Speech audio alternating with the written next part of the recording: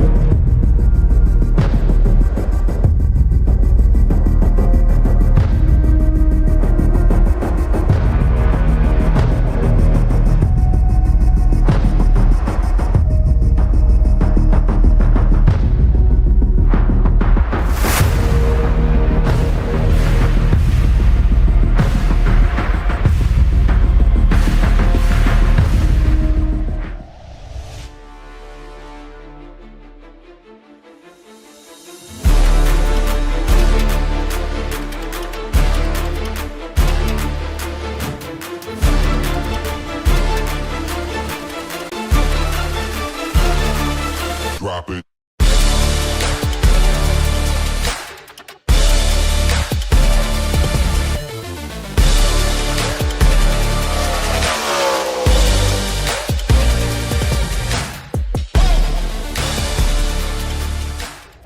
Virtual cockpits to you. Get ready to experience the peak of iRacing skill. We welcome you to the OB Builders Cup Series. Prepare for breathtaking speed, full commitment, and all-out action. The show starts now.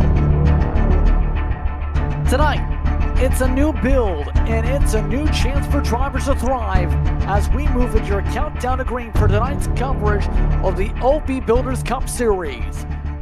Tonight, We're at iRacing's virtual Michigan International Speedway for coverage of the GMD Janitorial 250 as these drivers get ready for a brand new build and a whole new race car to handle here tonight, here on Ballin TV. I'm Justin Prince, alongside me is Jeremy Miller. Our producer tonight is Christian Hill, using cameras provided by Whiplash SimCams. Getting set to go from Michigan. Tonight we're at the 2-miler here in the Irish Hills of Michigan. Now the question is going to be for many drivers, how do they handle this brand new build and how these cars will handle at a very different looking Michigan? Yeah, dirty air is going to be absolutely something to be troubled with tonight for these drivers, as it's gotten completely revamped and is really strong now. These drivers are going to be fighting that all night, along with the new tires are wearing really quickly. Those rears are getting worn out and drivers are snapping loose on exits of the turns. And it's going to be a curveball for many of these organizations, especially with the middle of the season already about that point already. They did confirm, though, that race weekend you see for Mexico instead will be the Daytona road course like it is in official series. So there will be a road course date for drivers to have to go left then right through said road course to be battle around the racetrack next week instead of in Mexico as well. No Mexico on the iRacing service yet. But so far when it comes to the Drivers' Championship side of things, 9 different drivers have gone to victory lane. Well, we see a different one here today is the question, especially with everyone being thrown a curveball and having to build completely different setups than how they won in the first place on those points beforehand. Yeah, everything's completely new. We could see some unexpected names really take a liking to the new style of car and really jump up these standings. So there's really no way to know who's going to be the real players tonight. Obviously expecting our usual names to still be good as they're talented race car drivers, but some unexpected drivers could definitely pull their way up there. And as far as the setups on these machines go, the new build came out yesterday. These drivers have not had a lot of time to build something, so some guys may just be on the fix set even here tonight, which could also throw a wrinkle in things. I know a couple people in the official session, including some of those you see on screen, they've been knocking on a few doors and saying, "Hi, would you like to give me your setup here this afternoon? I will pay you in hugs." Quite simply, everyone is feeling the pressure to learn here tonight. Now, this is Charlotte, not Michigan in terms of the track map, but I will say this for these drivers coming up in the next moments or so here in this race. We're about to see some curveballs amongst our 34 competitors. 125 laps going to be your distance tonight. Stages 30 and 60. We'll talk about that more in a moment.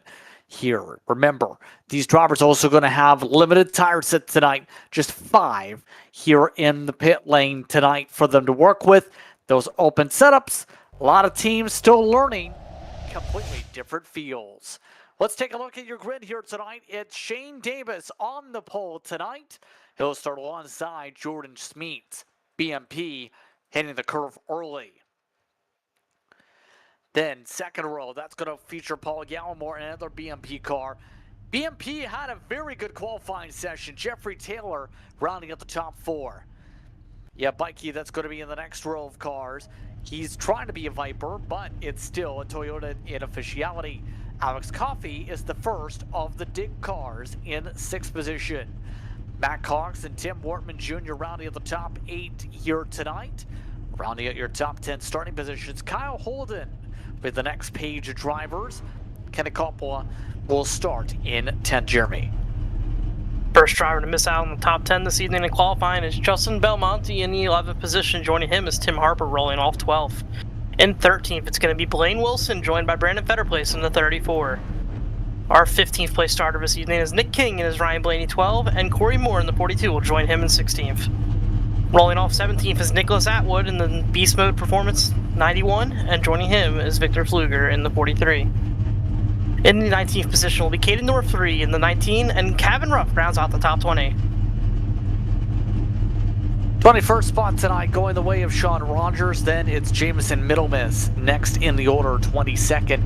6/10 out the pole. Matt Macklin amongst the drivers looking for a setup. He'll start in 23rd. Johnny Shade way far back in 24th in another Dig car. Then it's Shane Wyatt, also well deep in the field. Jose Medina left down in 26th position to start things off tonight in the 48. Then it's Chris Davis and Aaron Matthews way far back, 27, 28. Some of these drivers further back than normal. Warren Young and Greg Carr round out the top 30. Now the rest of the drivers look like this: Nigel Christensen and Barry Sanders. Then it's going to be on your final page, Ryan Huff and Jared Clark. A look top to bottom at the running order here tonight. It's Shane Davis that picks up your All About Sheet Metal Pole Award. Get your AASM Pole Award going the way of Car 79 this evening, putting up a 38.724 on the way to the top spot in this session. So just about all set to go here, about a lap and a half until we get going in terms of the pace laps here. Your keys to victory on a very different build than these drivers entered the week feeling like, or last week in officials. Yeah, the biggest key tonight is going to be learning. All these drivers all night long are going to be learning. This is probably most of their first race in this car, definitely their first race in this league in this car with the update. So going to have to figure out what they're going to be driving like in the pack, how their competitors are driving the cars, and what they can do to take advantage of that to get the best position for themselves. By the way, in terms of weather, it is fairly hot today. 81 degrees Fahrenheit currently is that temperature. 107 is the track temp, so starting things out pretty slick. We are, though, already past 4 o'clock in sim time, so it should decline decent clip by the time we get to the end of this race tonight. So, who do you think is going to be able to get themselves caught up on the curb quickly? Who do you think's going to be the most equipped to perform well in a race like this tonight, and why? It's going to be hard to pick against BMP right now. They put 5 cars in the top 5 in qualifying. Clearly they have figured something out very quickly, and Shane Davis out there on the pole, that cat's going to be tough to beat tonight. It's going to be hard to make passes with the dirty air too. It feels a lot more realistic. It's also going to be a lot more tighter in traffic, you'd have to say. You would have to think, at least, with the way the build is, completely different aerodynamics and track feel. Yeah, especially that, and the tires as well, as we hit on too, completely changed. So way tighter in dirty air, grip parameters are completely different, so you're going to have a lot of wheel in it fighting dirty air, and then if the nose catches some clean air, you might snap loose. And heard a lot of drivers talking about if somebody gets really close to your back bumper in the corner as well, but you're going to be along for a ride, and the car just comes out from under you, and there's nothing you can do about it. It's going to be the big test for a lot of these drivers, their first major league event, in many people's cases, of the new build. We're happy to have you with us here on Ballin TV for tonight's coverage of the GMD Janitorial 250. Who's going to learn? Who's going to survive? Who's going to end up on the wrecker? We're about to find out as we roll our way through the Simrat Market start zone. Green flag is out. We're underway from MIS. Saw a very even start there in the front of the field. Not surprising with all the teammates they're playing nice, as they have broken into the top 6 positions now. Alex Cox works on the inside of Matt Cox works on the inside of Alex Coffey there for that position. That'll be another BMP car to make it to the top 6, but they're 3 wide for second. That's not going to work well for Mikey. He drops back into a 3-1 instead of further ways back. This is where these drivers will start to feel that traffic coming to play. A lot of people playing with the throttle in the heart of this field already, as Cox looking confident up the middle. An aggressive start from Cox, a driver we typically see laying back and saving tires early in his run. We'll see if this is a sign of what's to come with this new tire, and drivers feeling like they're not going to be punished for racing, which would be quite good for the product as he slides up there in front of his teammate in the P4. Able to get himself into good position here as the 27 still tries to set himself up amongst the BMP parade up towards the front of the field. And this is going to be the tough thing here for drivers like Gallimore. Clean air is going to be king. For others, it's going to be a battle to be able to feel off the race cars. We're talking about things, these noses seem to take off and carry these cars into the wall if you're not careful. Yeah, they should be fine right now. They have stickers his first few laps. The cars are going to be handling good, but the question is going to be once that rubber starts to really lay into a racetrack and peel off the tires, where is your car's handling going to go, and what are you going to be able to do to correct what it's doing wrong?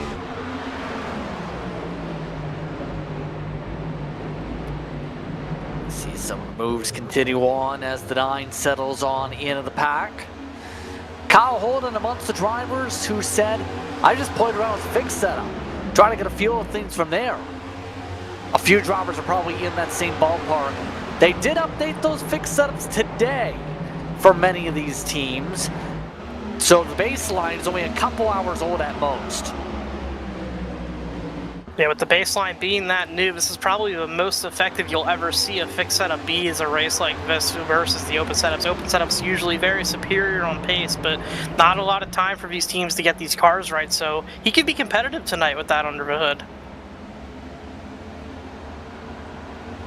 See a wall scrape for Holden now as the dirty air starts to come into play. Some side by side, up for 4th. Mikey trying to make the move to the inside, make it quick, make it fast, able to zip on by as Cox drops back. BMP still controlling this playground. It should be worth noting that the dig cars have all started to drop back, so the team dynamics start to see a lot of those teams have some drivers succeed and some of them still trying to learn here tonight.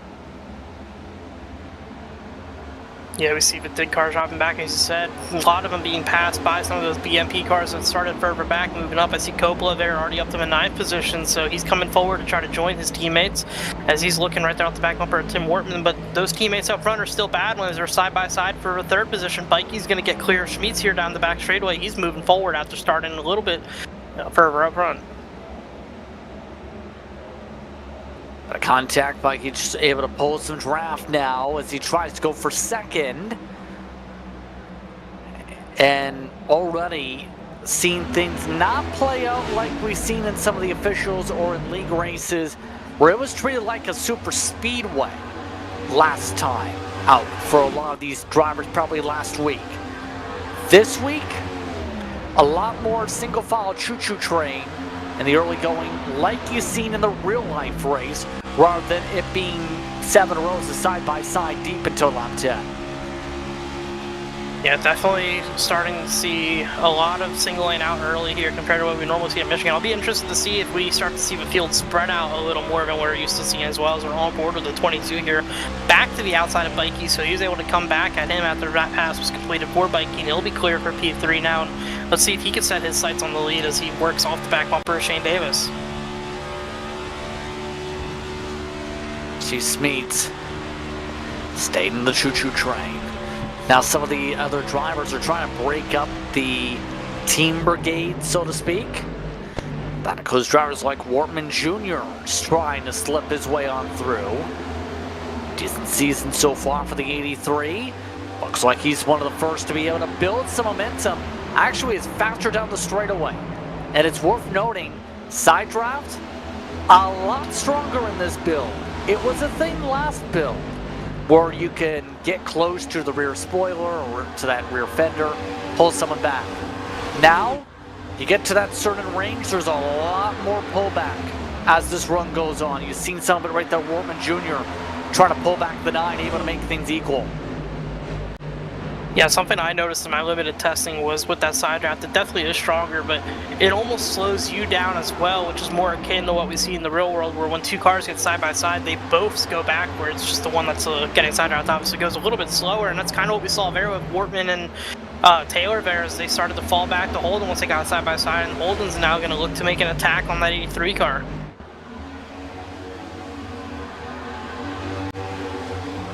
See them having the struggles to be able to get back side by side. Wortman Jr. stays tucked in. Holden wants some of the first, trying to search for air on different lines. Looks like he's trying the top to see if that works, and right there, see that dirty air come across the front nose, had to lift hard on the gas, still gets the run because Wortman Jr. left the outside open. But Holden had to lift a fair bit to make sure he didn't hit the wall at a 2. Yeah, Holden's nose definitely took off. He found a little bit of clean air here on the exit of this turn, so he's going to be able to turn down the racetrack on X. Now he's going to get to the back bumper and push Tim Wortman Jr. as Jeffrey Taylor there had a little bit of a slow corner, and that's going to allow Wortman to have a chance to clear him down here in turn 1. And he's going to try to follow suit in behind there, Holden looking for that position as well. Holden slip his way by and break up some of the spell of VMP cars up front. Yes. He and Wortman Jr. have now slipped on by the 9. Already about a third of the way to the opening stage here, as the games continue for some of these teams. Meanwhile, some drivers might have to press the panic button because some of the separation has built up 7 seconds to the back of the field. Dig Esports has looked very strong most weeks.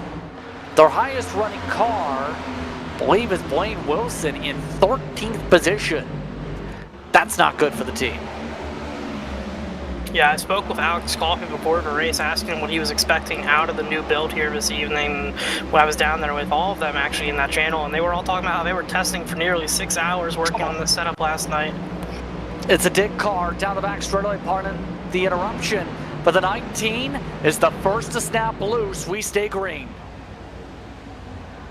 They had mentioned though they were loose, so that does make sense that the 19 had that issue there, and it does look like all that testing though, they may not have hit on what they were looking for, and this is a big struggle early, but there's a lot of race left for them. They have just a little over 15 laps left in this stage. Hopefully they can get some good adjustments when they come down pit road to get those cars performing a little better towards the front of the pack. Well, the next few days are going to become a busy testing time, to say the very least, probably for anybody in the Dig camp. As the caution flag waves, we're under yellow for the first time, right around that time expected, and this time, it's the 21 who goes around. It's Jerry Clark. Under yellow for the first time, and he was running about 27th before his car snapped loose. See some significant damage in the left front of that car. Doesn't look to be anything that won't be repairable, but not a good start for his evening here to be in a crash this early.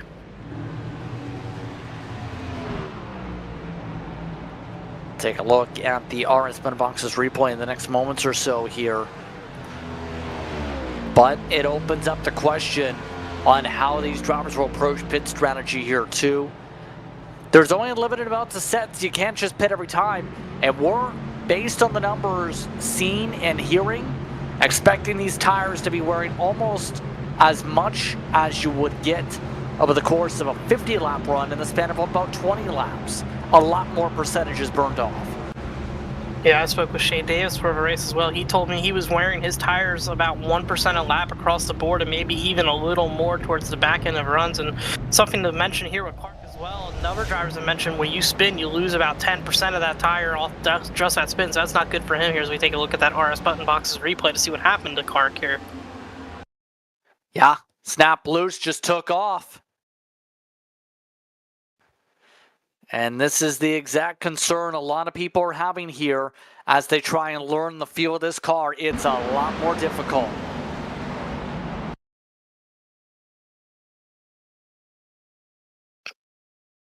Did a great job to not nose it into the fence, though. I will give him that huge credit here, Jeremy. Yeah, it looked like he almost had it straightened out on the apron there, but you know, another thing with the new build here, a lot of drivers that I've talked to, and even myself in testing with this car as well, when you turn right on the straightaways, it gets really upset. So I think he probably planted the car into the ground trying to turn right to correct it, which is why it snapped back so violently right there. But he did do a good job minimizing the damage there. Caught the wall pretty flush, so I think that car should be able to be relatively competitive for the rest of this evening.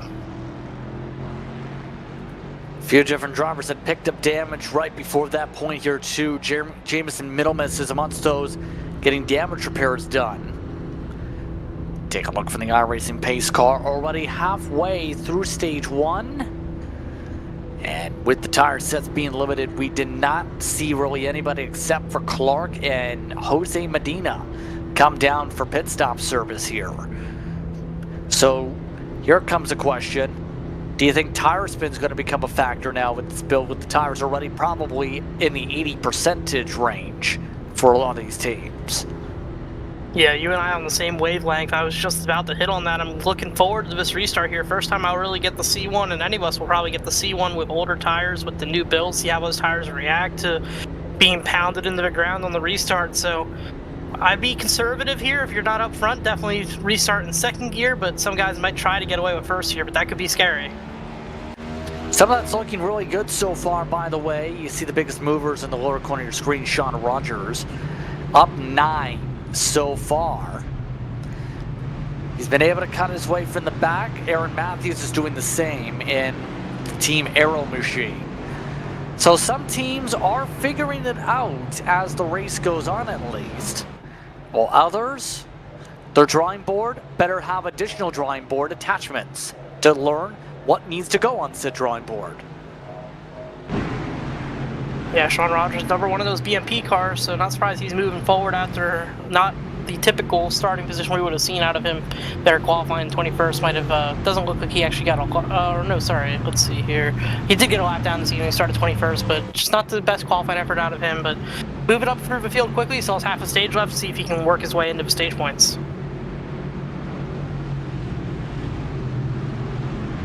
So again, it's Gallimore, Mikey, Davis, Smeets, Cox, Wortman Jr., the first 3 rows.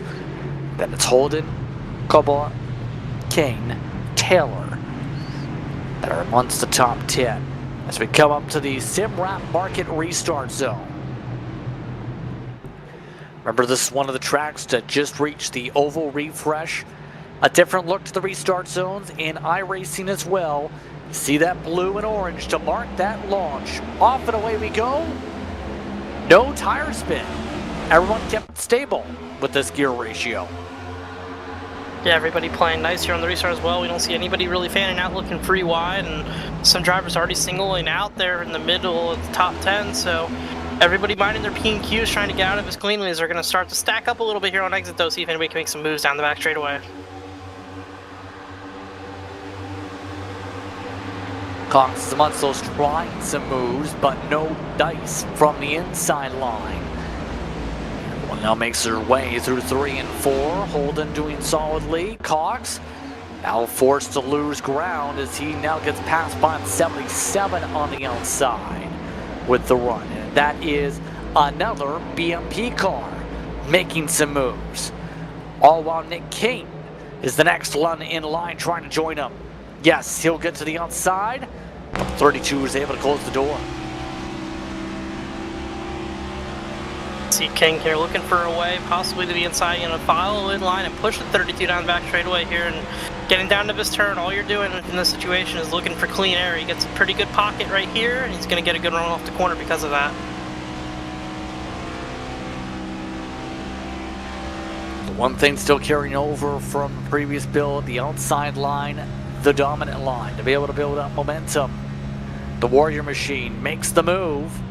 Justin Belmonte next in line, looking to work with his teammate. Try and follow on through. Belmonte actually scraped the wall, couldn't get to the outside. So they all choo-choo train for now, coming up to 11 to go in the stage, just like that. See drivers still working different lines there for 3 and 4, trying to find where the grip is. Currently not so sure if the bottom of the racetrack's working as well as it would want to for some of these drivers to see the top line prevailing quite often, but that's pretty typical for Michigan. You get that engine wound up, get a lot of drag down the straightaways, and you can pull positions forward. As Matt Cox starting to slip back a little bit here, Belmonte on the outside, they're going to get close to each other there, and that's going to put the 60 in the wall. 59's in the wall hard in front of them. That's a big moment for Kyle Holden. Communications popping up on the radio. Some drivers saying they were not expecting that, including King, as the 59 needs to find a way to pit road.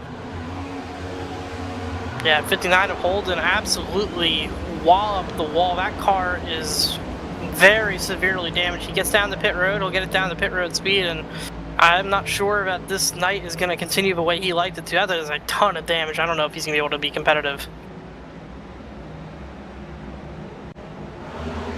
Stay green, as he'll be at least a lap down from this point forward as a result of the contact.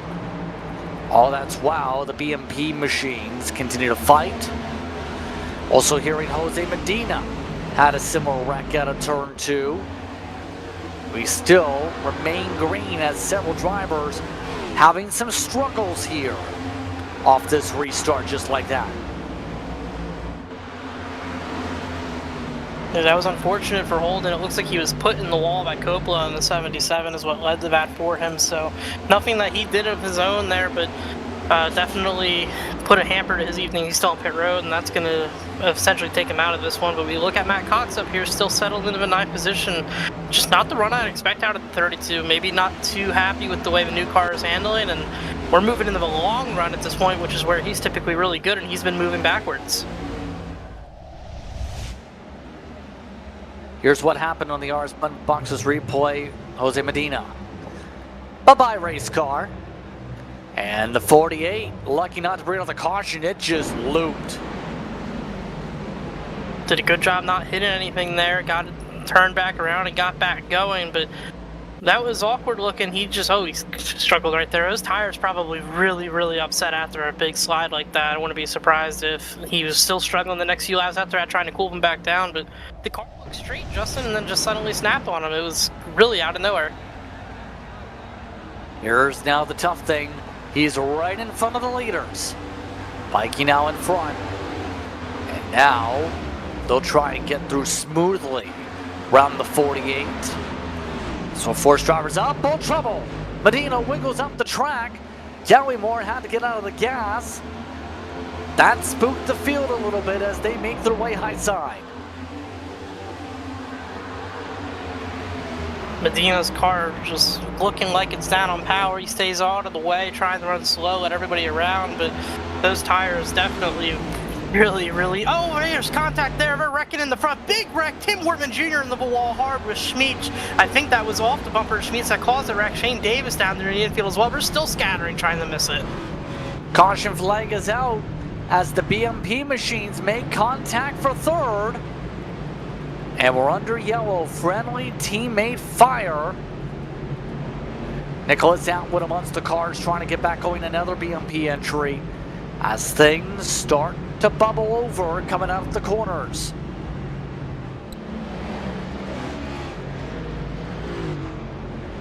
Yeah, it'd be interesting to see where Atwood came from. That didn't seem initial wreck spun out down in the back half of the front straightaway there, but that definitely all started off the front bumper of Schmeets as he got into Tim Wortman Jr. and caused a pretty large incident.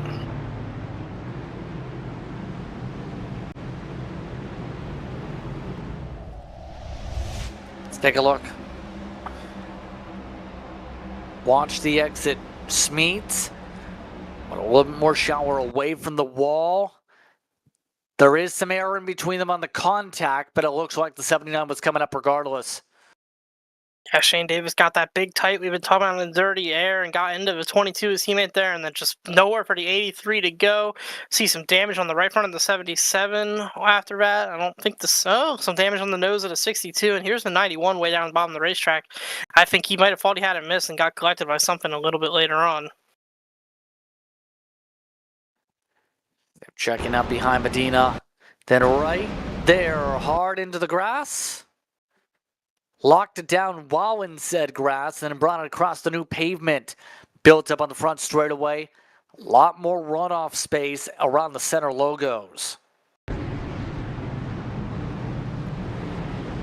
Very lucky he didn't get hit by any of the other cars as they zipped on by high side, low side, every side. The onboard with 77 going to show just how much distance was actually technically between these cars, I think. Let's see if we can take a look.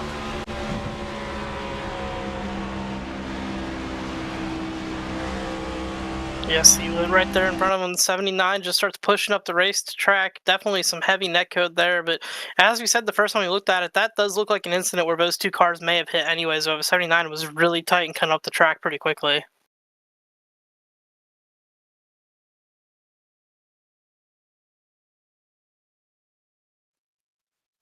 Yeah, so some hard contact, putting us back into the yellow. Interesting enough, Shane Davis did not come down to pit road. Plenty of others, including Wortman Jr., Coppola, and others, did get repairs done. So, the list also included Alex Coffey, Timothy Harper, and Victor Fluger, who also came down along those stops in that sequence. Corey Moore also just rolled through pit road. Biggest mover is now Ryan Huff. Huff slowly moving on up 16 spots. That's about midway through the field right now as we get ready for a restart. And they delay the green. EOL going to the 83. Extra lap of pacing here is good for the guys who just came down and flipped the stage by taking tires. It's one less lap they're going to have to run now, so massive advantage for them. Something to be curious about here about the 60 car in P6. He's going to be restarting with that nose damage, so we'll see how much that affects him in that high line. Hopefully it doesn't lead to some more carnage stacking up the field. By the way, the reason for the delay, Jose Medina parked it out in the front straightaway to let cars go. So that's the reason there on that situation. This will be just a 2-lap dash to determine this stage, and then everyone can get fresh tires and then report back on tire wear. Yeah, definitely. Driver's going to want to get a look at those tires. Obviously, some guys who flipped it there already have that information, so hopefully they're happy with the numbers they saw to be confident in their call, because that 2 laps with what I've heard about these tires could be really massive to have that extra wear on them.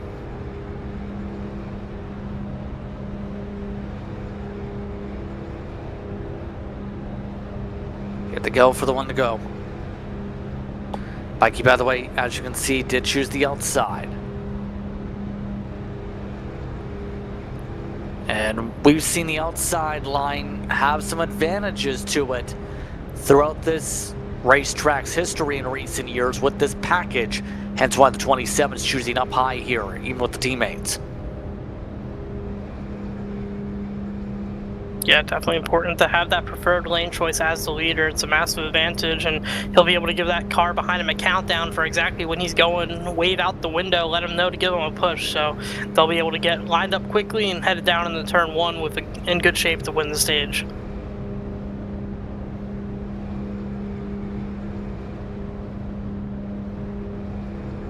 So gonna reset how they're lined up here for the restart. Bikey and Gallimore on the front row, King and Davis, Smeets and Belmonte, Cox and Taylor, Wilson and Rogers, your current top 10. First on fresh tires should be about 26th position. See if there are some drivers able to slice their way on through here, or if it remains difficult to make some of the passes here. Coming up to the Simrap Market restart zone here.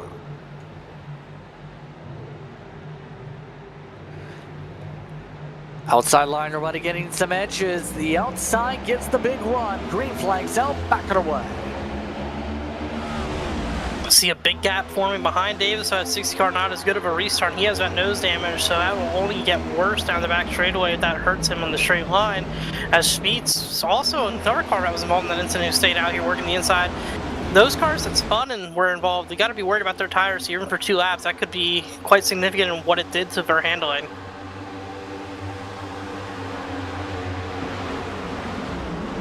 See the top 4 already single file out. That includes Davis. Davis had a lot of scrapes on the right front part of the car. Still withstanding everything it seems right now in terms of any issues for that machine. Already single filed out up front. Next lap should end the stage. Final top round in this stage. We'll get stage points is the question. Smeets is Amosto still topping it out? He's in the wall. Smeets is in the wall, saved by the bumper of Matthews. We stay green.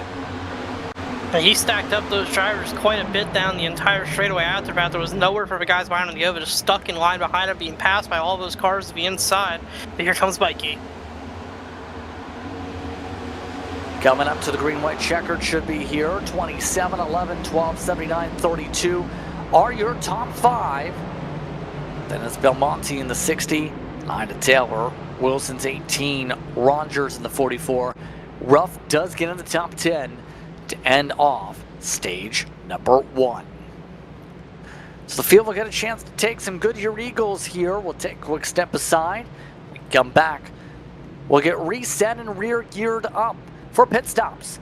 You're watching Ball on TV for tonight's coverage of the GMD Janitorial 250.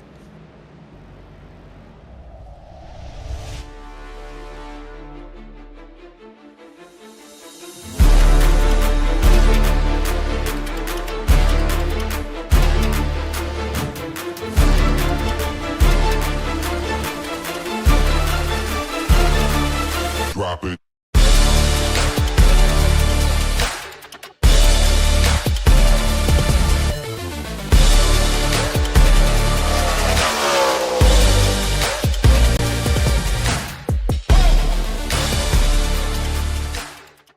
When you want to be the best, you can't settle for the rest. For anything on iRacing, there's just one name you need: Makoni. With the launch of Makoni Entertainment and Makoni Competizone alongside Makoni Setup Shop, we now provide the best of the best in setups, paint schemes, coaching, broadcasting, and event organization. With cars across all 4 license classes, we have what you need to hit the track with confidence.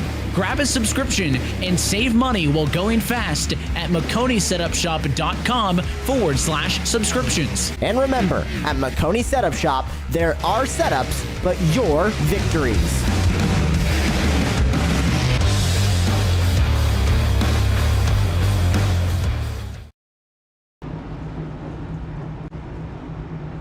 Welcome back, everyone, to tonight's coverage here on Ball on TV of the OB Builders Cup Series. Pit stop time for the field. A few drivers staying out with the roll of the dice. That includes Alex Coffey, Timothy Harper, Corey Moore, who will all stay out this caution. This could get interesting on if they're able to stay up here, but the rest of the field, as expected, taking 4 tires and fuel. Yeah, these are the stage clippers we were talking about. They took tires under the previous yellow, ran those 2 laps as easy as they could on this rubber, so that way they'd have the track position on the restart, and they're going to be looking to hold on to that. It's a bold call with the new parameters here, new car, new tire. We don't know how this is going to work. It used to work pretty well with the old build, but this could be either disastrous for these drivers or some newfound genius. Should be worth noting one of the drivers going to be joining them up front. Technically on that strategy now is going to be Justin Belmonte, who missed his pit stall. So we'll see if the 60 elects to stay out and risk it on the old tires or not. Would be pushing on fuel strategy though. So remember, we're not expecting green flag pit stops to be a thing until stage 3 here tonight for this race. Here's the look at Belmonte. Very artistic, you can see from the inside of the race car, but the way the shade parameters look now in these machines, and with this mistake that he made on pit road, he's not going to risk it. He is coming down. Smeets also went EOL. He's got significant damage though. This is absolutely the right call for the 60. You got to put tires on. He's got that nose damage too, so now he's just going to be able to sit in the box, get that fixed real quick. Hopefully it's not too much to where he doesn't have enough time to get back out there, as we just got 1 to green. Get regrouped once again. So it looks like EOL penalty for the 77. Can a couple just exit pit road from more than a minute's worth of damage? Still is damage on the car. So it's Coffey, Harper, Moore in the top 3 spots. Bikey in 4th, Gilmore in 5th, Kane, Hawks, Taylor, Ruff, Shane Davis is in the top 10.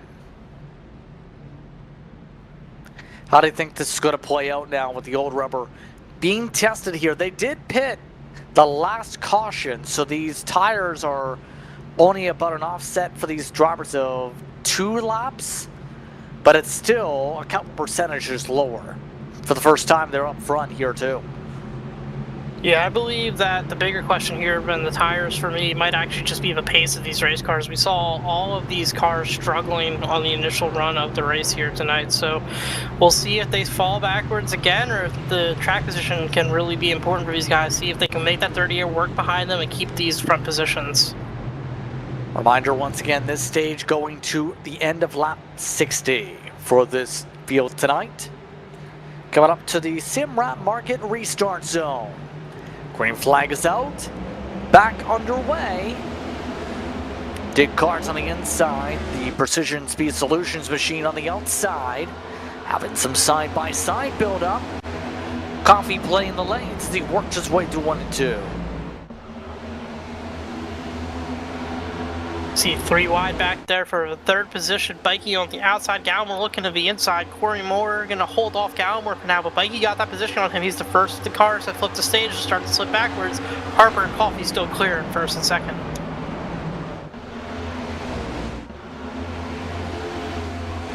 So already seeing some changes just like that quickly with Moore's car. The top 2 keeping up front for now as they work their way between 4th and 5th gear. Bikey playing careful on the throttle. Gallimore trying to work to the inside to find some clean air. Back going underneath the first seam. There's Moore now having to fend off King as a couple drivers scrape the wall up the road. Saw Gallimore able to take that position away from Bike. He almost had enough to get to the inside of Tim Harper. He did now get to the inside of Harper up there, but Moore starting to slide backwards even more. He's way up and out of the groove. That's not going to be good for him. He's going to lose some more positions here. Guided down to the front stretch without any momentum.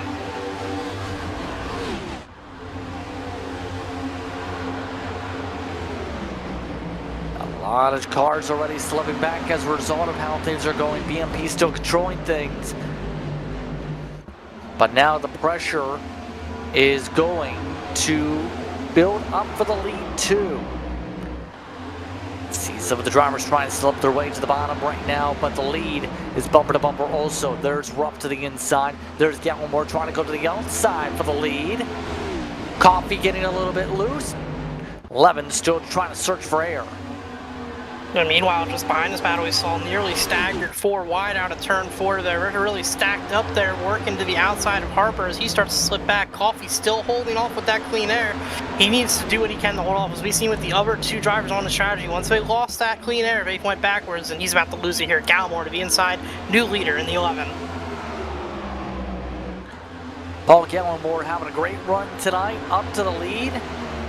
Bikey just made his way through from 4 wide offset. Now making his way through to second, just like that. So even with the tire split being minimal, the dig car's not going the right way here. Yeah, those cars just don't seem to have the pace of these cars that they're getting passed by this evening. We saw it in qualifying, we saw it in the first run of the race, and we're seeing it again here. Bikey cleared a second. Davis was looking for a way around the 54, who's loose, and oh, Davis in the wall hard. He's got contact with Harper. They're wrecking down the back straightaway. Caution flag is out as they wreck on the apron. Back under yellow. And now, cautions breed cautions. Oh, Davis again.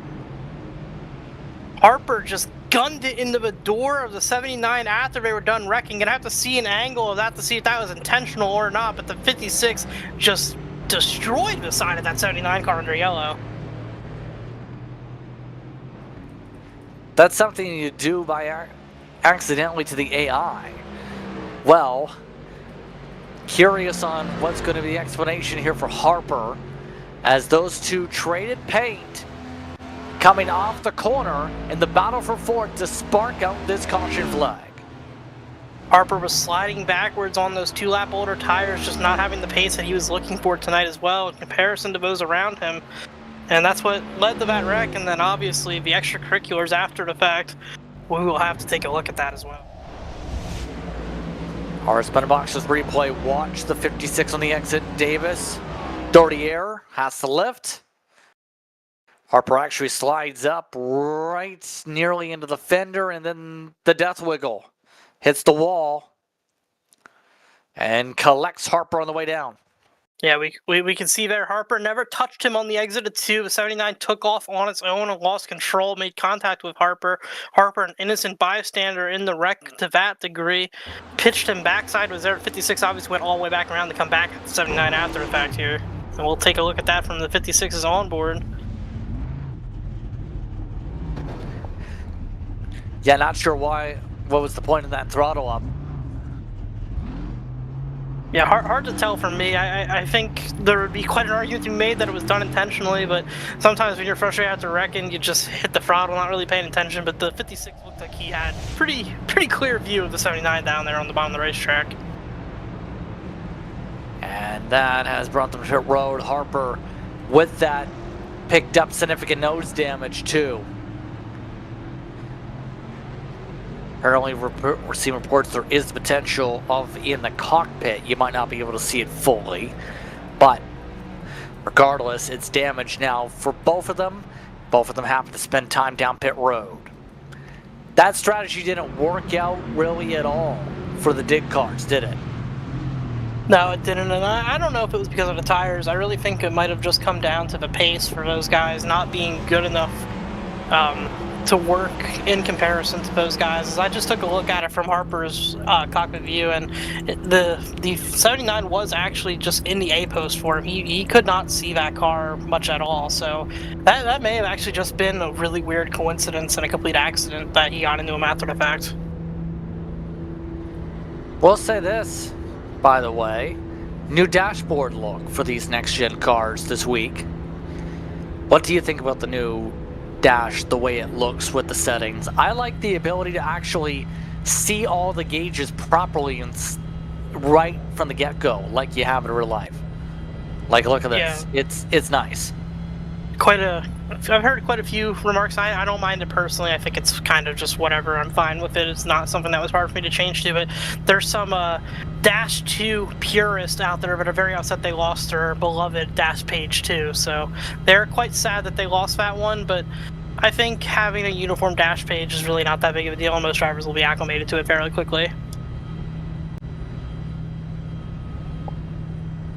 See them how they roll, and there's the different markers too with this dash set, where it's the minimum power band. You also have where the optimal shift band comes into play. The yellow marker, white band basically is the top of the revs almost for that look on the band of power there. So let's get sorted out. It's Gallimore, Bikey, Coffee is still up there in third. Then you have Cox now in fourth. Kane Moore is still up there in sixth. Taylor, Warren Young's driven his way to eighth. Ruff and Davis are in the top 10 as well. Still less than 20 to go in this stage here, as these drivers continue to learn about these cars and how they're going to drive here at Michigan. Coming up to the Simrat Market restart zone. Green, green, green, back it away. Another pretty good launch there for Gallimore on the inside. Gets to the lead quickly, going to clear Bikey. That's going to pull him up in front of Bikey and Cox. That should pull those three cars forward as Coffee tries to hang on down there on the inside. He restarted third, but he'll leave this corner in P4. But actually, for that quite, he pushes up into the side of 32. That's giving him a good chance at that position now. King nearly pushes up into the wall for good effort. Side draft attempt by Coffee. Cox is more stronger though down the straightaway. Able to clear on by the 54 just about. Now does off the corner exit. All while Moore gets swallowed up by the pack and is going the wrong way down the straight line speed. Yeah, still moving backwards there for him. Coffee trying to settle into the fourth position though in front of King. Nick King, an impressive run. He's taking a good liking to this new build, so definitely seeing some good speed out of that 12 car. I think he's probably quite enjoying himself out there right now. We've talked about a lot about the difficulties, the tough things about this build, about the learning process, the learning curve. What are some of the positives you feel with this new build? Yeah, I haven't done enough, honestly, to like fully break down what I felt in it, but I liked the way it made the racing feel like racing again instead of just plate racing, which is kind of what we're seeing here. Like, Michigan used to really just feel like a super speedway every time we rolled in here. We just lift a little through the corners, but these guys are actually having to race the racetrack, and it looks like the skill gap is being put back into it. You can't just pick it up and be fast anymore. You really got to work at the craft, and I think that's a good thing for everyone. See Taylor wants those trying to search on the bottom.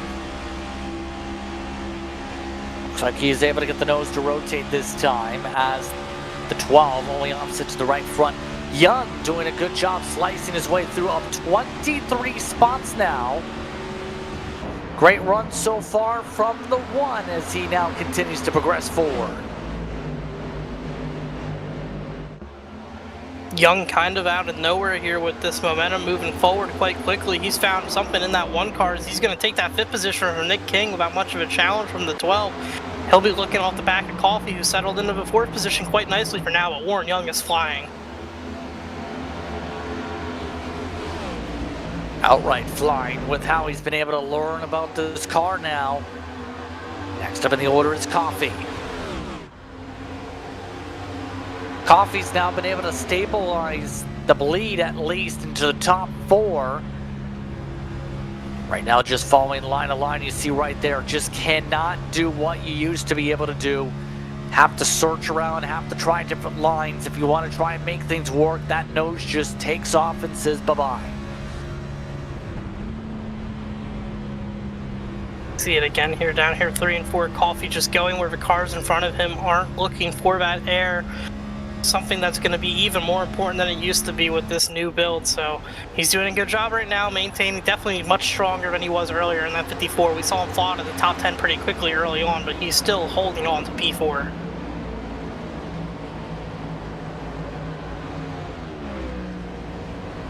Meanwhile, there's a look at the 9.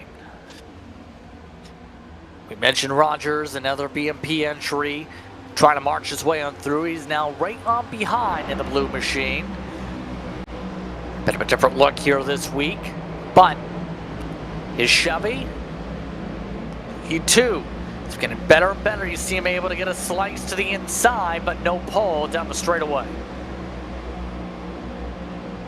Yeah, still looking on that inside as Rogers not really side drafting his teammate up there above him, pretty spaced off, letting them kind of sort it out. But he gets a good run down here into turn 1. He's going to get to be inside of Nick King now, and they'll be side by side down the back stretches. That's a battle for the 6th position. Going to get alongside. Didn't attempt the side draft. I know a lot of people are still timid on that. Some people do it, some people don't. The Coke drivers are definitely going to be using a lot of that side draft down the straightaways to swoop to the quarter panel. But others just keep it straight.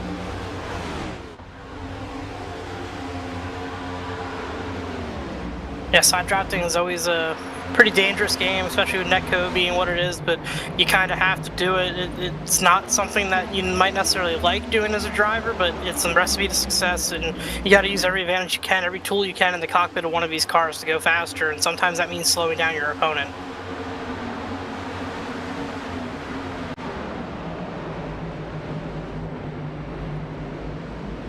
See the 9 continue to wrap the top. Rough to the inside of them. You see the wiggles coming out from the 9.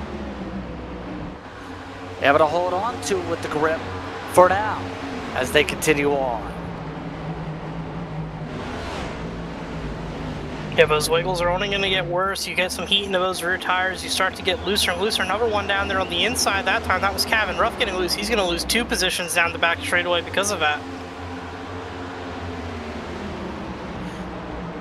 Good save by the 14. That allows Davis able to push on through with Seabiscuit. Less than 10 to go in stage number 2. Just like that. For those tuning in, it is a BMP showcase. Beast Mode Performance currently controlling basically the entire top 8 except for 1 spot or so. Some drivers still trying to make their way on through the traffic include Wilson. Right now, Wilson battling, making a spot up for 13th, has Belmonte in front of him, made up a couple more spots than him last quarter. Belmonte moving back forward after he had to come back down pit road an extra time after missing his box, so good to see him back up to 13th. Good recovery for him. There's Wilson off the back bumper. Well, you got to be careful crossing into that dirty area. You can get really tight on exit, but he's able to keep it out of the fence for now.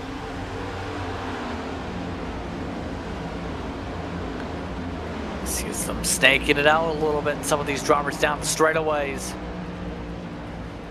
Drivers like Matthews just stuck, going nowhere. A lot of lifting off the throttle by the 5. Pfluger nearly ran him over. Norfring lines up with Shane Wyatt.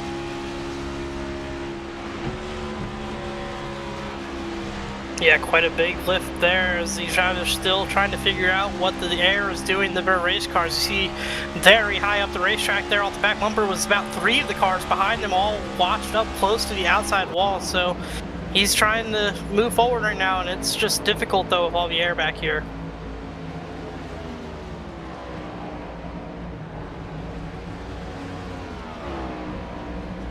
Oh, they're staggering out, trying to search, and here we go. Norfray spin. Caution flag is out. The 19 goes for a slide. We're back at our yellow. This caution timed out pretty much just the same as the one we saw in the first stage. We're going to have a quick yellow here and then another 2-3 lap shootout to the end of the stage. So another opportunity for some drivers to try to flip the stage here and get to track position on some strategy calls here. But points ever important. It'll be interesting to see who makes that choice.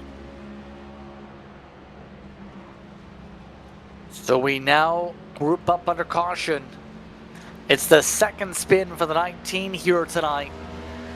The Infinity Pay Machine has definitely been not getting the payload going their direction here. Take a look at the replay brought to you by RS Button Boxes. Looked like an error case of the spinnings.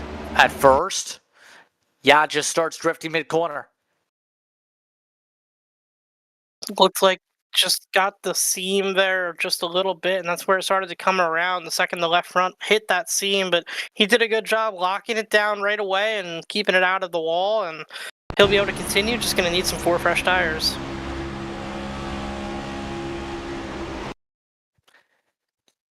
Doesn't help that Middle Miss was right there. In the midst of that slide, no place for Middle Miss to go. Bit of contact with Middle Miss as well. 19 was already on his way around. Nothing the 16 could do to avoid that, though. Corey Moore, Victor Pfluger, Jared Clark, Shane Wyatt, Tim Wortman Jr., and a few others joined the 19 into pit road. So, a flurry of activity as some drivers trying to flip the strategy gears around a little bit to maybe get some track position. Less than 5 to go in the stage. Gallimore still in control. Why don't we take the opportunity to try and speak with him? As you see for the pace car, how things look. Paul Gallimore up in the race lead. How does it feel to be leading here with this new build? Feel good. I mean, the new build's still weird, but it feels really good. I mean, it's the car's been fast. It feels better out front to me than it does in all that dirty air back there. So right now the plan is to stick up here and hopefully end this thing like it has to. What's been the team effort been like since the new build yesterday to be able to learn this package and be able to hit the ground running like you are right now? Well, we spent a few hours last night actually just working on setups. Kenny, you know, he builds a hell of a setup, and he was in there with us, and it was a good about 15 deep trying to just focus in on stuff. And Shane, he helped build a great qualifying set. So, you know, obviously he took pole. Hate he got trashed, and him and Kenny are kind of getting their stuff fixed. But hopefully Brandon and I and the other boys in BMP can keep it up front. So, but yeah, it was a lot of effort, man. This is a completely different animal right now. So it's certainly we're all learning. I think everybody in this league is learning as we go. So on that note here, for these drivers and for yourself here, how are you going to approach the rest of this race? I know you have to finish up the stage here for one, but how do you approach things for stage 3 where for the first time drivers will have to do green flag stops with the new build as well? Well, the plan there is to kind of play it by ear. Stay out front still, try to keep as much of a clean air as possible, not get back into all the dirty air and everything going on. But, you know, we've all managed our tires pretty well, and we've got quite a few sets, so should there be some cautions and whatnot, we'll all still be able to, you know, at least maintain the tires. Now, it could be a lot of different strategies get played out, so it's going to be interesting to see how that all goes down. So, But to get back to your team, thanks very much for the time. yes, sir. Thank you. Once again, Paul Gallimore for BMP. Taking the time to speak was during this one. Interesting thoughts, spending some time to be able to build. It looks like they found what might be the right thing to do for their setups here, Jeremy. Yeah, they definitely have found the right thing relative to their competition today. It'll be interesting to see how that evolves over the next few weeks as teams get more comfortable building this car and start to learn a lot more about what it does and what it doesn't. Wouldn't be surprised to see them completely move on from what they had working here and find some stuff that's even better. Coming up to the SWM restart zone. Another dash to the end of the stage. These drivers this time will have 30 to work with. Green, green, green, back it away. Gallimore there clear by quite a bit into turn one. It's got Bikey following in behind him. First side-by-side battle is Cox and Coffee there for P3. Coffee hanging hard on the outside of the 32. He's going to have a chance down the back straightaway. Close call with Cox clearing his way in front of Coffee. All of them trying to sort out where to go, where to battle. Coffee looking for third. Oh, this Swell Young losing a little bit of ground, tries to coil up the run. Here's the side-by-side just mentioned. Cox able to slip away from the side draft attempt from Coffee. Clears on by. That'll put BMP 1, 2, 3. Coffee there still looking for a way around Cox, so he charges the entry of turn one there on the outside. 32 got massively loose down on the inside. He's going to lose 2 positions, maybe a third, and Nick King and possibly more. Sean Rogers comes by as well, and here comes Davis into 74. A massive moment for the 32. Very lucky there, just snapped around on him in the middle of the corner. Now he'll have to try and make up some ground in the next stage as we're coming up to 1 to go. In this stage, stage 2, coming down to a 2-car battle for the stage win. Rest of the field staying single file for now. Here's the battle. Bikey trying to search. Some wiggles for Gallimore. Now Gallimore's getting loose. Here comes the 27 to the inside. Bikey takes the running down the bottom. Caution flag is out, that'll win the stage. Caution is out. And it's going to be for the 48. The rough night for Medina continues. He's around once again. He is not having a fun time with this new build. Very similar to what happened to him the first time. It's not been a good stage for Jose Medina. He had some cars around him, hence the reason for the caution flag. Bikey gets the stage. Gallimore, Coffee, Young, Kane, Rogers, Davis, Cox, Atwood, and Taylor are amongst your top 10. And overall, your thoughts on this one as the 48 puts us to a quick end to the stage? I think we've seen a lot of what we possibly expected out of the new build. A few little wrinkles here and there maybe catching us by surprise as we take a look at the RS button box of replay to see what happened. The Medina here just drives down here in 1 and 2 on his own, and similar to what happened to him earlier, he's just going to lose it on exit.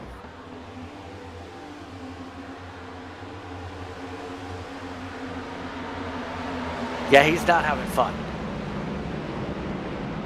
And then that's what we talked about with this build. This is what we were expecting tonight. That was weird looking there as the front was up in the air as he got back going, but just the rears just suddenly come around these guys and they just aren't expecting it, and there's no way to catch it once it's going that far sideways. But here we have pit stops. Should see 4 tires and fuel around for the field. Jared Clark, Corey Moore, Shane Wyatt do not come down to pit road this time. Rest of the field comes in for the scheduled service, no issue. So a couple teams flipping the stage yet again, Jeremy. Only a couple laps of tire burn on them, and we'll see if it works out this time. It worked out okay for Coffee. Coffee, in fact, second on the race on pit road. Bikey, terrible run to the cone. Yeah, that worked out really well for Coffee on that strategy. He's completely turned his race around here, so we'll see if that car continues to get better for him. I think he's made changes to make that car faster as well, in addition to his strategy given him track position. Hopefully his teammates out there can make some of that work for themselves as well.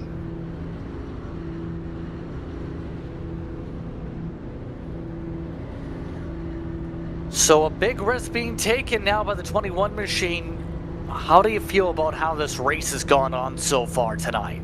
With a lot of cautions, our longest run's been about 15 laps. Yeah, we'll be looking to see if we get a green flag run here, see what those cars do beyond that 15 lap mark, but from what we've seen so far, it's been pretty exciting. Drivers are able to still make multiple lanes work, a lot of runs going in different ways. That 21 car is going to be staying out here with a lot of right front damage, so that should be interesting, but hopefully they all get through that cleanly and we can see that green flag run and learn some more about what this car is going to do.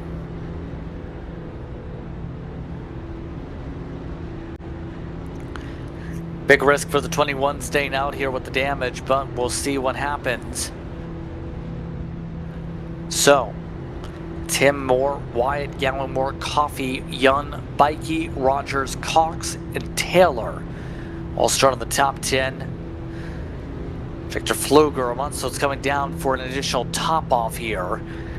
This will leave us with about 62 laps to work with, about 41 lap runs. Or rather, 31 lap runs on fuel, dead even if you think about it that way. And interesting enough, it's going to be curious how things shuffle out in the point standings after a race like this tonight. A lot of teams still to learn for Daytona Road Course next week, but Jeremy, so far, BMP has made it clear they've learned a lot, and a lot of people are going to have to play catch up. Yeah, definitely going to be playing catch-up for sure. Moving into a road course, really going to throw out everything you've run here. It's going to be something completely different. So, once again, going to be chasing that carrot. Nothing really to work off of here going to a Daytona road course. But I expect over the weeks, teams to start to figure this out more and more on themselves. And we'll start to see more of what we're used to. But it's nice to get a nice little shake-up here this week and start to see a race that's not typically what we see here in Moonshiners. Coming up to the Sim Wrap Market Restart Zone. 62 laps to go. Here in the GMD Janitorial 250, back on our way. Oh, Moore actually beat the 21 to the start and finish line. And that sees the 21 bog itself down into the pack.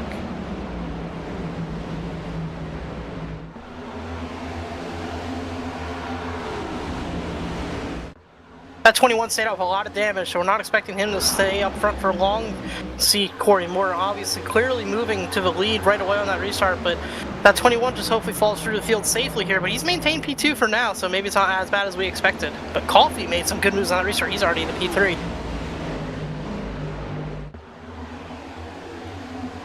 Good start for Coffee now on the fresh tires as he learns what this car's going to do. Slipping his way already for second. Clark toughing it out up front. Oh, this is wild. Gallimore goes around, and there goes Coffee! Coffee into the pack, caution flag is out, and it's the big one at Michigan. Bikey heavily involved, Coffee into the fence hard, Matt Cox wrecking now, others still wrecking here on the back straightaway. I believe Nigel Christensen also heavily involved in this one. That is tragic for many of these cars. No meatball flags, but plenty of hard hits. Coffee the spark as he crossed the seams through turns 1 and 2. And yet again, these cars showing how dangerous turn 2 is tonight. Coffee on his own, no contact, didn't seem to be in too compromised of an aero situation. The car just came around on him, and when it came around fast. There was nothing anyone could do to react.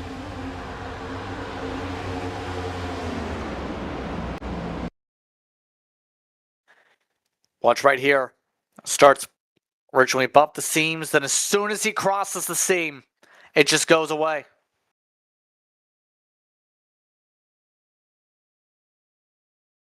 The banking just pulls him right back up in front of traffic. Heavy contacts are at the 32, the 14, the 18. Obviously, you see the 27 crashing there as well. Kevin Ruff with massive hits. Oh, Nigel Christensen. Big hit there in the 20 car. That one is not going to like that.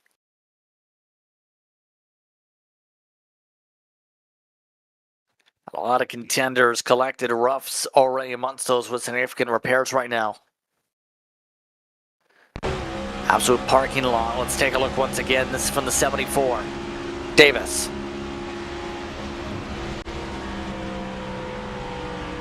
See him just going into this corner, watching everything in front of him, starts to see that smoke, starts to whoa up, heavy contact in front of him, and boy, oh boy, the seas just parted for the 74. And oh, another really close call there with the 27. A great shot off the back of that car. He did a great job missing that wreck. That just got him inside the top 6 with that miss. And it's a yard sale as a result. People's worst nightmare strikes. Smeets, Bikey, Coffee, Wyatt, Cox, Coppola, Belmonte, Wilson, Christensen, Ruff are your incident list. That puts us back under yellow with Corey Moore now going to be your race leader here. So Moore will get to try things differently here. Why don't we take the opportunity to speak with him since he is your leader now? Corey, you're unexpectedly now in the race lead. What's going through your mind up here? We're just going to try to maintain, hold track position as long as we can. Got an adjustment I'm going to throw into the car at the next pit stop. See if we can loosen it up maybe just a tad. But yeah, try to hold as much track position as we can. What's been the communication like in the dig channels, especially with, for the first stage, you guys were all bogged down, then some tried different strategies. What's that communication been like, trying to figure out what to do with this car? Yeah, just trying to communicate, stay out of each other's air here. Really, the dirty air update has been huge. So you get right behind someone and you're going straight up the track. So just trying to communicate as much as we can there so we all get good corner entry and exit and we all stay alive. So how are you going to approach things now as the control car, especially when you have BMP cars starting in rows 2 and 3? Well, we're going to go as fast as we can. Is that good enough? We'll see. We'll find out if right. that's the case. I appreciate it, Justin. Once again, Corey Moore up in front, looking to control things for dig. I believe we sent him to the wrong dig zone. And amongst those drivers here, there are a lot of dig competitors in this field 8. Interesting night so far. We're about to see how this restart plays out, Jeremy. Yeah, another important restart here, and an advantage to that 42. We were just speaking with Corey Moore. That heat cycle on these tires is going to even his tires out with his competitors a good bit. So Jared Clark there still in the front row as well. This is good for his tires, but that damage on the 21 is still a looming question mark. How is he going to do once they all get up to full speed?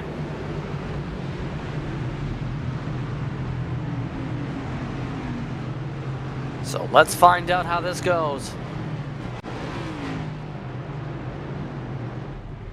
It's Moore, it's Clark on the front row for the SWM restart zone. Green flag's back out. Clark left in the dust. The entire inside line left in the dust. That 21 did not go. No, it did not go at all. I saw Gallimore looking to be inside, but he couldn't move too early, and that left him vulnerable to those behind him. Some drivers putting him in the middle of 3 wide. He goes pretty far backwards on the restart, but Moore still up front. Here comes the battle for the lead. Warren Young, he's now going for the point. Team Arrow for the first time leads here at Michigan. Warren Young showing a lot of speed tonight. This is a driver who coming into this evening was on the outside of our playoffs. I actually believe he's 40th in points. Has not made every race, but just hasn't shown this type of pace all year. So the new build really helping that one car right now. As we have a caution. Another incident. It's into turn 1 this time. Bikey involved in this one. And back-to-back cautions involved in contact. Can confirm he got contact this time with Belmonte to put us under yellow. Yeah, these drivers having a conversation about this incident over the radio. Bikey feels that there was some malicious intent in this incident. We'll have to take a look at that.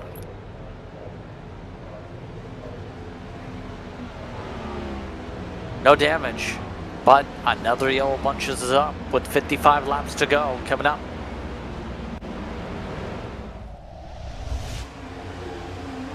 Here's a look. Believe we're a lap back. But he went 3 wide, a part of the spark. In live action, you will see this, I believe, this for the last incident.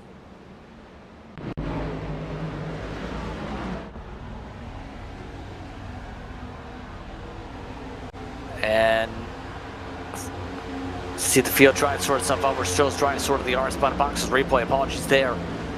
It's again, Team Arrow 1-2 up front. There's the incident right there. Get a look here at the 27, see what was happening. He was 4 wide there for a moment, got it back to 3, and was able to clear that group behind him. Let's see Bikey now moving to the middle of 3 wide. What a run he had off of that turn. It's going to be tight 3, and 60 drifted up just a little bit trying to side draft, and that looks like an accident to me if he was just trying to side draft and turn 27 around.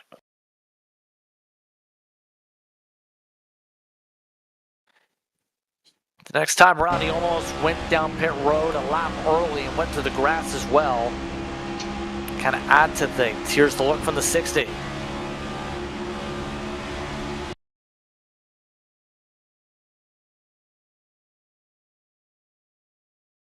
Fairly light contacts on that 27 around. Just a little incident there, and these cars are both okay.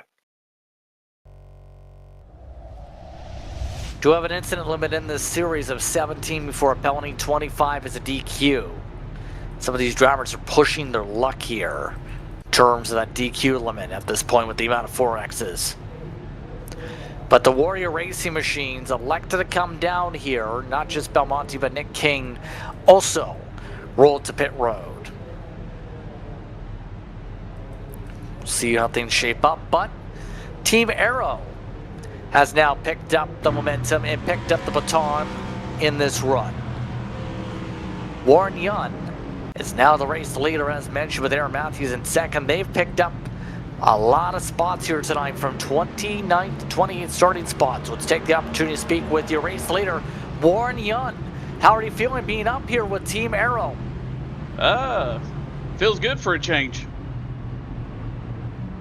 How's the process been on learning this car for your organization, especially since you guys didn't qualify?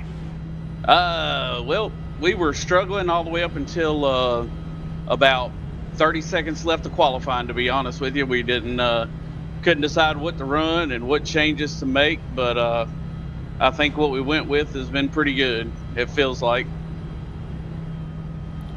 Would you like to share with the class what you went with? A version of the fixed setup. I think a lot of people did that here tonight. What's the approach now going to be now that you do have the track position and have taken over the mantle for the BMP cars? Well, if you know anything about my luck in this league, survive. We'll see if you can survive. Good luck the rest of the way here. I appreciate it. We're gonna try to keep it up front here. If not, hopefully my boy Aaron right here can pull it out himself. Warren Young taking the time to speak was here in this one. Aaron Matthews alongside him. A 1-2 for Team Arrow, going with the fixed setup approach. Interesting enough, that seems to be working for some teams here tonight. Yeah, with the fixed setups, getting an update today, as we said at the beginning of the show, was probably the closest they'll ever be to competitive in an open series like this. So the one car out here proving it with just some slight adjustments on that fixed setup. He's up in front, and his teammate up there in P2. Those two have had some really good pace tonight.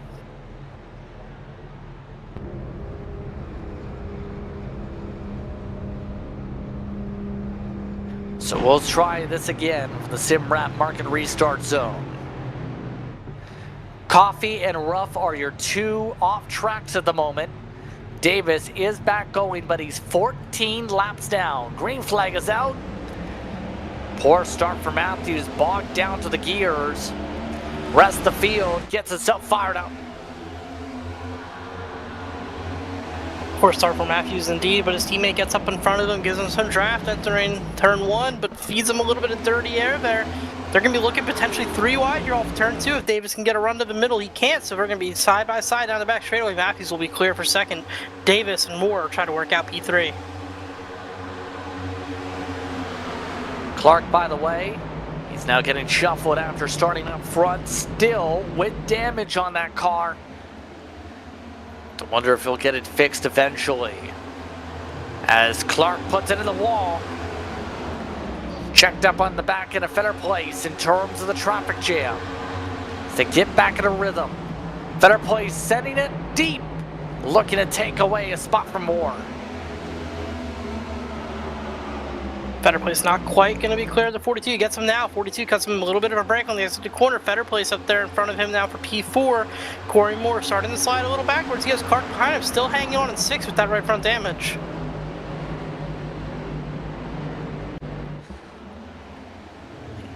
Yeah, surprised that he's been holding up for so long here.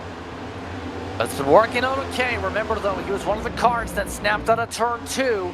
Once we got 15 laps into a run, some of these tires already have reached 15, 20 laps, including the pace laps here. There goes Gallimore making a move to the inside. Able to slip on by, and yet again, everyone's favorite color tonight is yellow. It's going to be Norfray involved, and several others are sliding down the back straightaway. Couple in the wall, and others. Norfray's unfortunate evening finally comes to an end here as he's in another incident again. This one will be terminal. His night is over. So another yellow flag. First meatball flag out of all these incidents. Cautions breed cautions.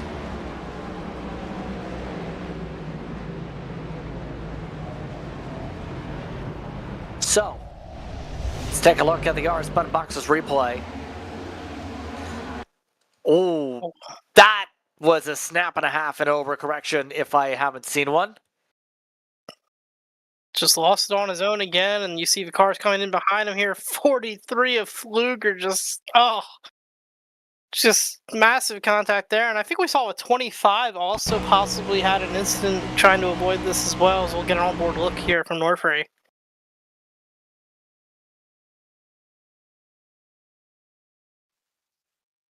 Another massive stack up.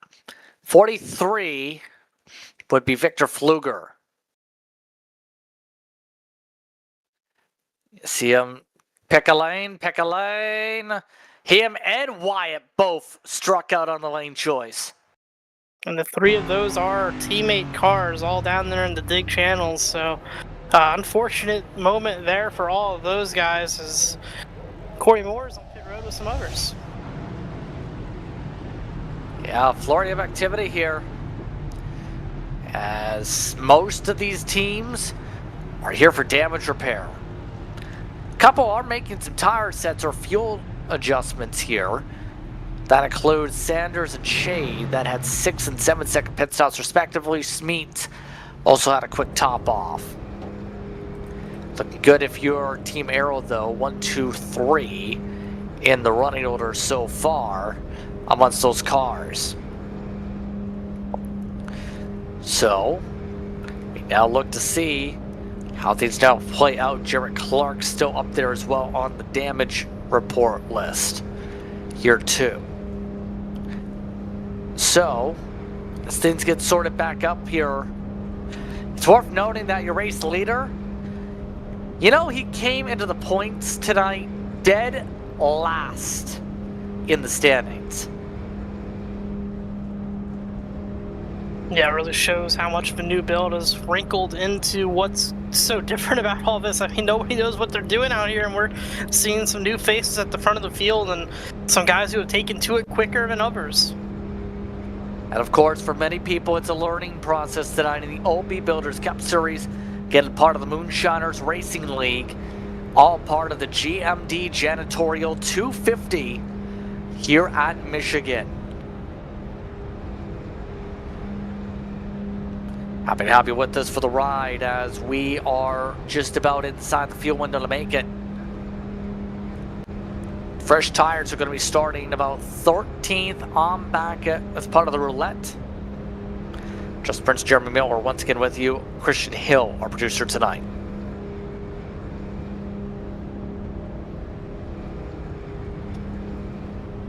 Getting ready to restart here soon. And get ready to get the game faces on some of these drivers. It's been difficult to battle for the race lead all night long. We'll see if anyone's got anything to pass the one yet.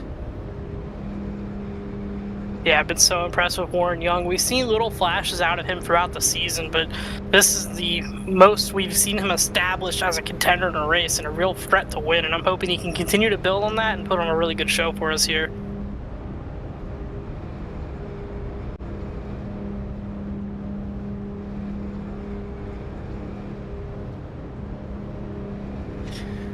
So we get ready for the restart. So Young, Matthews, Clark, and Feather Place the top 4 spots. Then it's Rogers and Gallimore, Huff and Taylor, Belmonte and Middlemiss.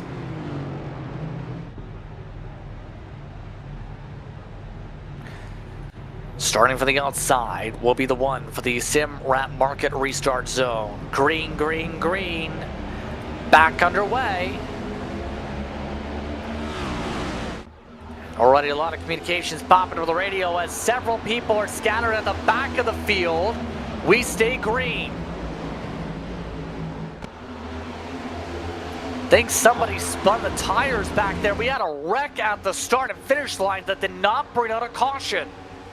No, it did not. Warren Young, though, trying to protect the inside there. Aaron Matthews behind him. They're going to pull Feather Place into P3. Jared Clark with that damage is still sitting up here P4. He's done a great job with that damage. Holding on. Gallimore is going to look to take that position from him. The game is being played for the race lead. Mikey and Matt Cox picked up black flags from a spin involving the 18. That did not bring us under yellow. Young tries to work the diamond lines. Clark still is driving his wounded car in the top 3. I don't know how this car's staying there. Yeah, I'm so absolutely dumbfounded right now, completely confused by what the 21 car is doing with that right front damage. There was a long time ago, back in the early days of iRacing, that a driver won a Coke race with massive damage that made their car faster. I'm not saying that's what's happening with the 21 right now, but they're 4 wide down the front straightaway almost. 3 wide as the straight line speed starting to really come in. There's the straight line difference with the damage. Clark's able to find something on the outside of the corners, but it's only going to go so far. BMP machine of Rogers up to a race high 3rd. Feather Place trying to keep alongside Gallimore. Gallimore nearly turns himself in front of the 34. That was a big moment there entering turn 1. Weird angle to enter the corner. He's still struggling with the handling a little bit, but they're going to get out of it unscathed. Clark still in P4 there following Sean Rogers. The 21 car is defying everything I've known about this race car. Yeah, he's doing a great job. How long? Contact! Look at this. Ryan Huff has joined the fight in the Warriors Wraps machine. Scraped some paint with the 11. Huge dive to the bottom. He moves up a row to the inside of Huff now. Gallimore going to be 3 wide there with Clark on the outside. Going to fall back in behind. He's going to pull, almost in front of Feather Place. He was not clear. Some of these drivers making some bold moves right now. Team Arrow controls the first 2 spots still, but Huff up the middle. Holds off the attempt for the 11. Clark still getting the boost though, staying away from the side draft, up against the wall. See the battle box, form up in the battle for 4th. Gallimore still taking those deep dives in the corner. Look, clear Fetter pace this time with that. Oh, he gets the wall and exit though. Bounces down in front of the 34. That could have been bad. He had just enough room to get away with that one that time. He needs to be careful. He's been running those big dives, and that time it almost bit him. They're starting to cost themselves some time a little bit to the top 3. Long run starting to kick in for Clark's car. Huff and Gallimore drive on by, no issue. They single file out, coming around to 40 laps to go at the stripe. All this fighting has allowed the one to build up a buffer of 2 to 3 car lengths over his teammate as the field single files out.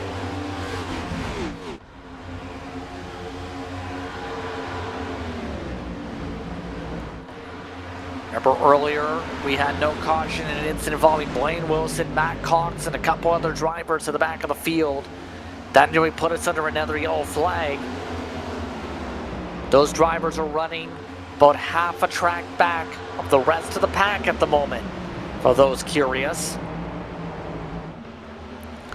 But for now, we will stay and remain green. Let's take a look. What happened here is right there.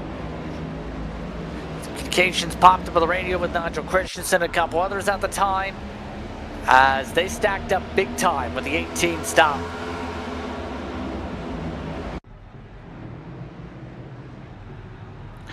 Here's how. See a big second with Medina again. He has just not had a good night, Justin.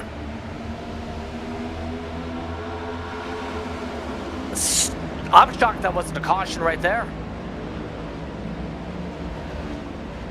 Yeah, you had 2 cars stopped on the racetrack, and somehow we remain green. Wilson picking up a lot of damage from that. Similar to, I believe, Nashville a few weeks ago, where it seems like we couldn't buy a caution. The incidents were happening, cautions just weren't triggering. But these guys struggling after that, back up front. You see no change up here in the top 4. Better plays up to P5 though. He got around Gallimore.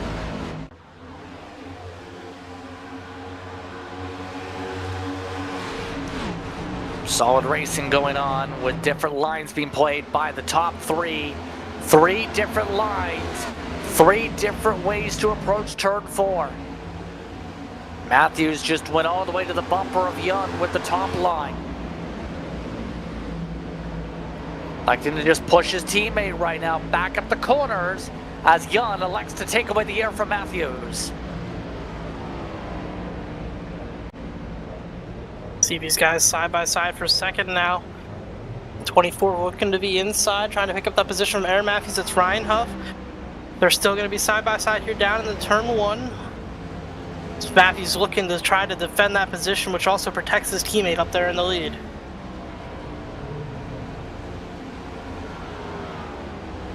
Already built up 4 or 5 car lengths as a result of that situation. Reset back in the line.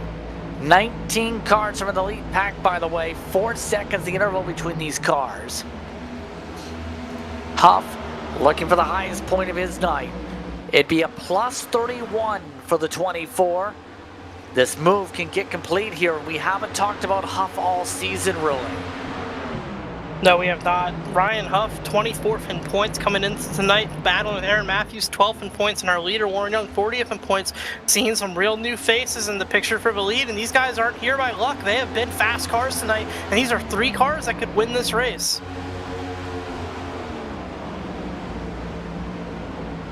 Oh, look out, lap traffic. That forced the leaders low.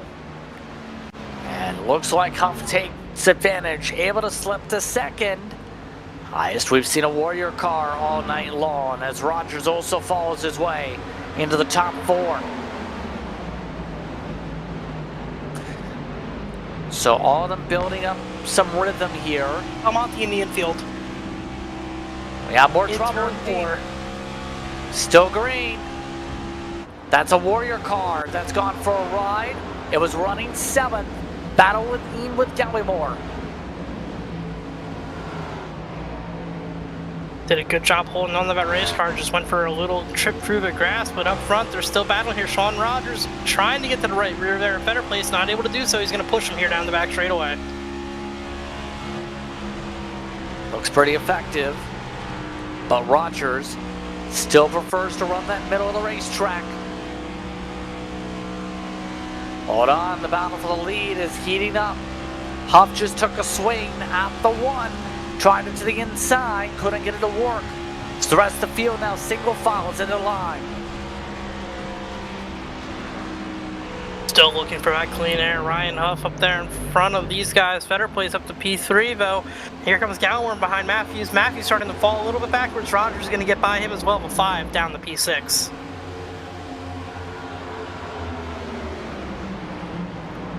Just received word from some of the drivers laps down. Pit stops are underway for some of those cars. We are in the window to make it. See those drivers moving inside line into pit road. Pit stop window was underway. That includes Christensen and a couple others peeling down to pit lane.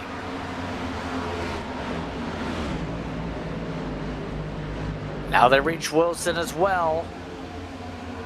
Matthews going the wrong way as this run goes on. Side by side, race lead. Warren Young, Ryan Huff, side by side. Here comes Huff to the lead for now. Young's got the run high side though. Young kept that car wound up on the outside lane, uses that momentum down the front straightaway. He'll lead at the line this time, but this is going to be a good chance for Huff. Side by side in turn 1 and see if he can execute this pass.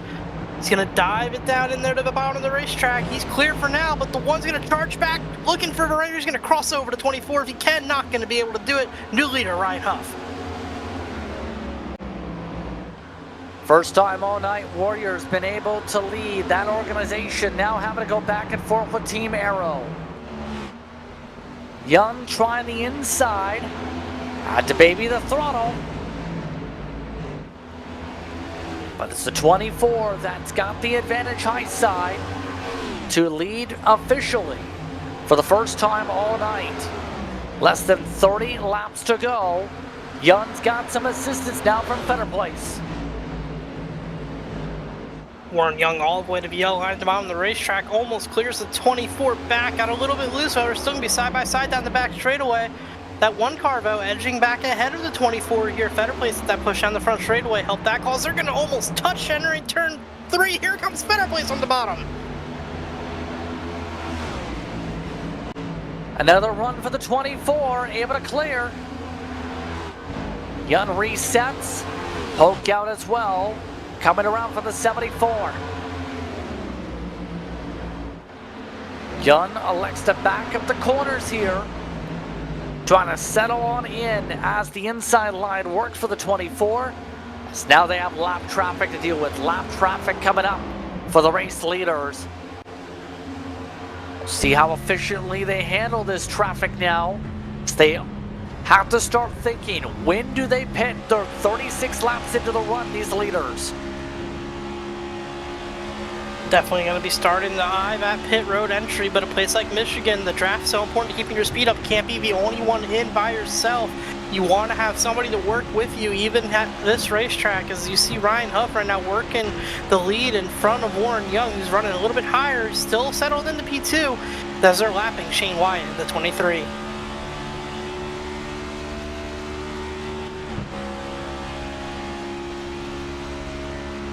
Good speed being built up right now. The fall off, by the way, it's not as bad as you would think right now. For some of these drivers off their personal best, 2 to 3 tenths of a second. For tires that are supposed to fall off a ton, the leaders aren't falling off that much.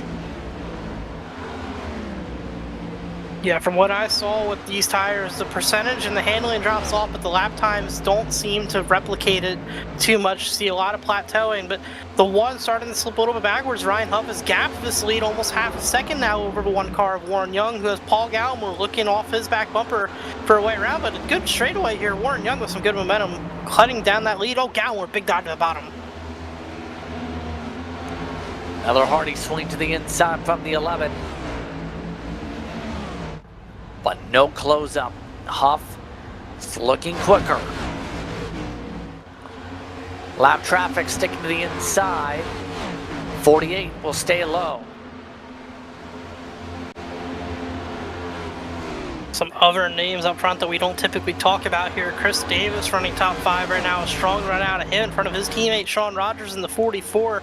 Not quite the night he would have typically wanted out of his car. Nick King there in the 12. Aaron Matthews still holding on 8th. How about Jamison in the middle miss all the way up to P9? We've seen him have issue after issue, week after week. He's looking to complete a full race, and he's in the top 10 right now.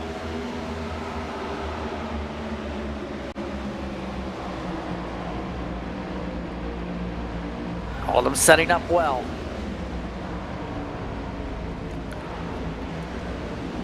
A lot of close-up still down the draft. Still going to be hard to break away, it seems, from the toe. To control things up front.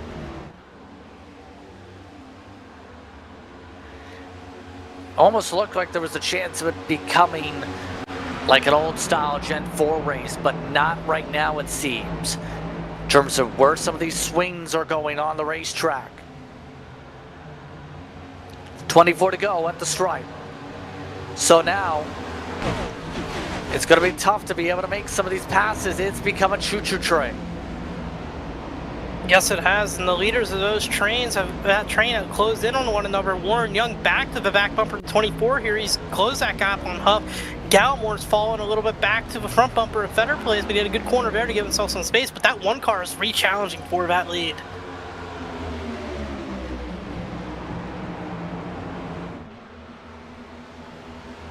He's trying it again. They're going to have to pit pretty soon here. Pit with under 20 laps to go, likely. Starting to block. Young tries the outside. Better set for Huff in the corner. Really impressed with the one of Warren Young right now. When he lost that lead and started to fall backwards, I thought it might be a bit of a fall for him, but he settled in the second nicely, got his tires back where he likes them, and he's challenging for the lead once again.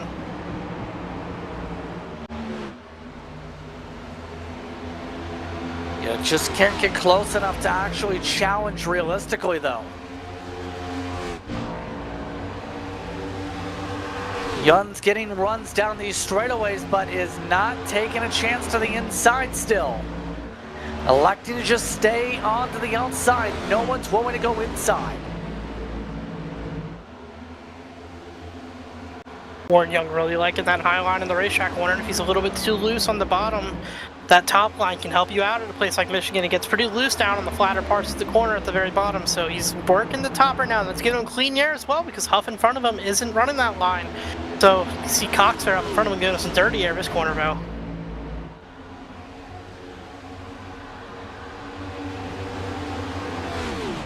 There's that traffic.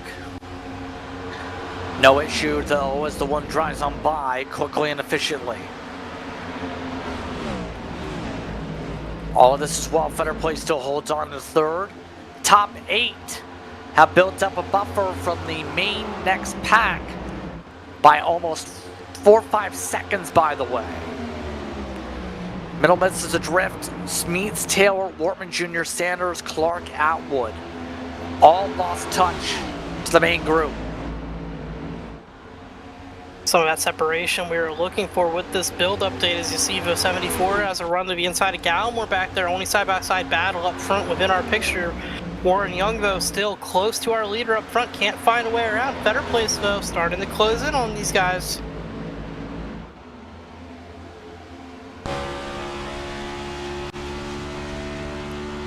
See that right now with Fetter Place. Just trying to ride and let the strategy come to him right now. Looking to run the old line to try something different, get some clean air to the front nose. Will cost him some ground off the corner exit though, as Chris Davis tries to catch up to him.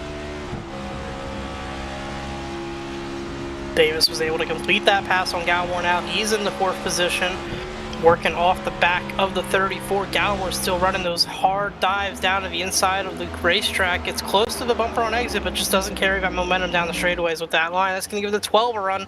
He's now going to look to the inside.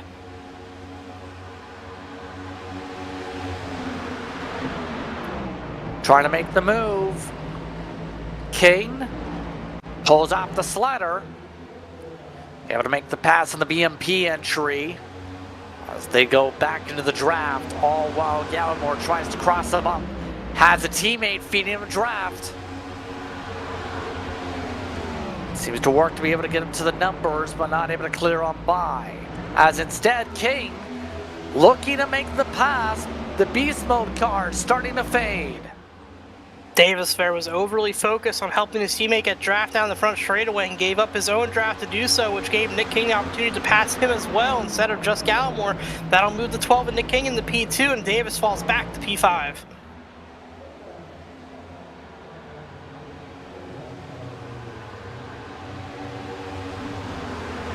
Still a plus 22 for Chris Davis on the race, by the way. Plenty of spots picked up as time has gone on and as this race has moved its way to the closing stages. King, next up on his attack is Fenner Place. Oh, hold on! Something happened for the race lead. Huff slowed down rapidly. Huff had a massive slow up. He got loose down on a 2 and gives up the lead to Warren Young. Still looking side by side, almost though. Huff trying to get the run back at the 1. The 1's going to break the draft down hard to the bottom of the racetrack down the front straightaway. Does good at that, gives himself a bit of a gap as we have 16 to go, and I'm starting to question the fuel numbers that we have here, Justin.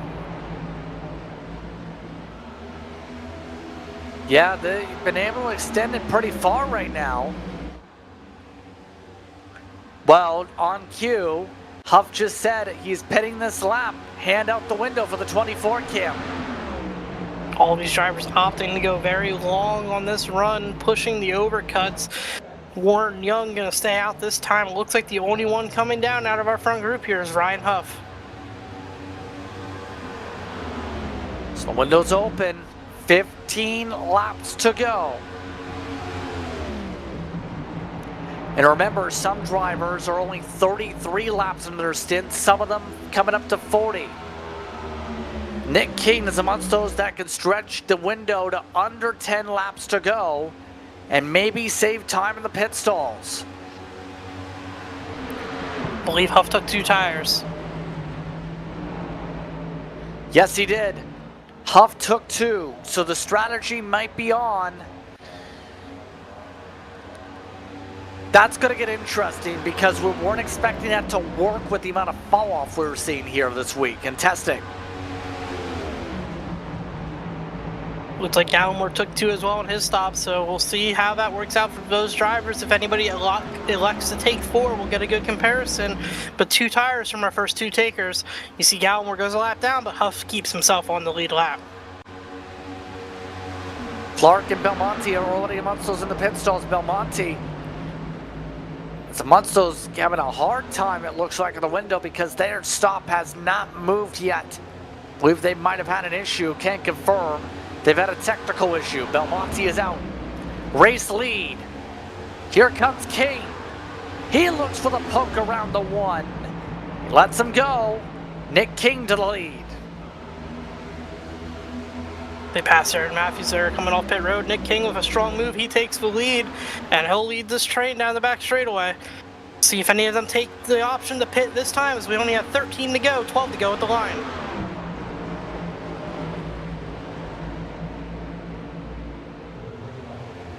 A little bit tight for Young.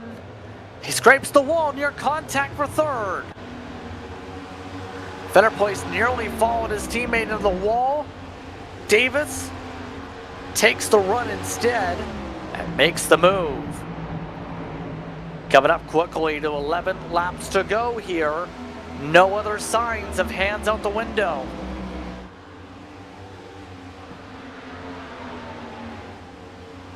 The further we go on this run, the more I start to wonder if some of these drivers are trying to push it to the very end of fuel. It seems like it would be quite the stretch to do so. None of them pitting this time from the sounds of things. They're going to continue to run out here on the racetrack. And look at the two tires Gallimore. He's stuck there. He can't get forward.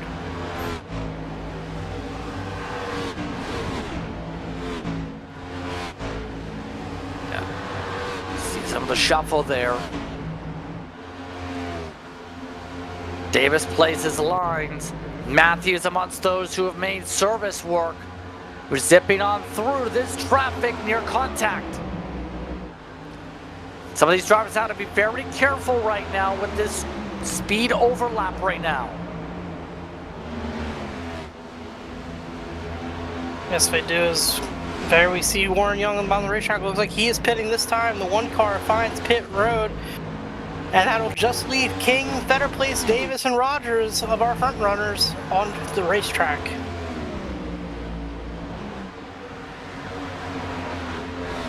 Net leader is still the 24 right now. 10 laps to work with. Fetter Place net second right now on track. King still yet to work. Warren Young also took two tires. The name of the strategy for the competitors. Taylor just hit pit road. Fetter Place looks like he may be peeling down. Yes, he is. Kane is being swarmed by traffic. Might be a great time for him. 8 laps to go. Next time by. Driver's pitting this early. It doesn't seem likely that King can make it to the end. He'll have to be looking for pit road soon. Want to make that stop early enough for the tires to matter unless he's thinking splash and go, Justin. Would that work? That's how things are going. Fetter Place also took 2. Rogers took 2. Amongst those in pit road. Near contact with lap cars again. Able to get through no issue. Your net lead is an interesting one. Fetter Place, Huff, and Rogers are close. Huff is still your net leader on pit strategy. Victor Pfluger might have just popped the motor, but the 24, if it goes green and everyone has to pit, with Psycho in front. Now here's the thing, based on how far some of these lap counts went, Davis, Smeets, Wortman Jr. might have a shot to go to the end here. Might is the key word. So many drivers right now deeper in the points, looking like they have chances to win this race. Nick King, 23rd in points, he's leading. Of those who have pit, Ryan Huff, 24th in points, he's leading that strategy. If one of those two are a race-winning strategy, we could get a new winner and completely shake up the playoff field here. Only 7 to go at Michigan.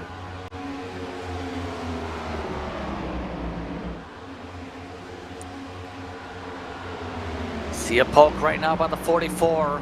Once those that are also on the 2-tire call. Speed differential right now between him and the leader. It's about half a second, in fact, for most part for these drivers. There's King. You see all the lights being engulfed on that dashboard right now. 6 to go for the 12. Using all that motor down the front straightaway, no clutching in the entry to the corner, no clear fuel saving methods here out of Nick King. If he has enough, he thinks he's good to go without saving. I don't know what's going on with the 12 though. Based on the pit laps, this is going to be really tough for him to pull off.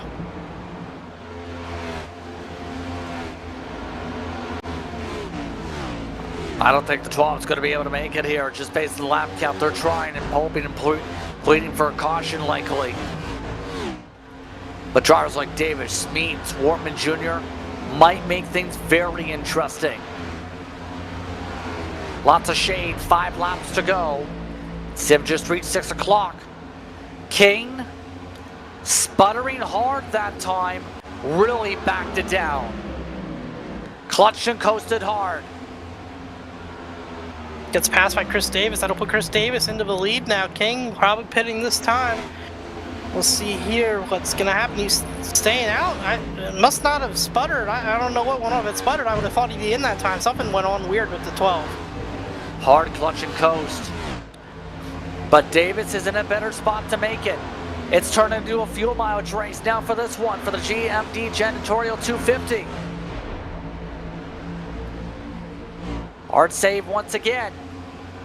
King, take him out of the equation. Davis is not saving.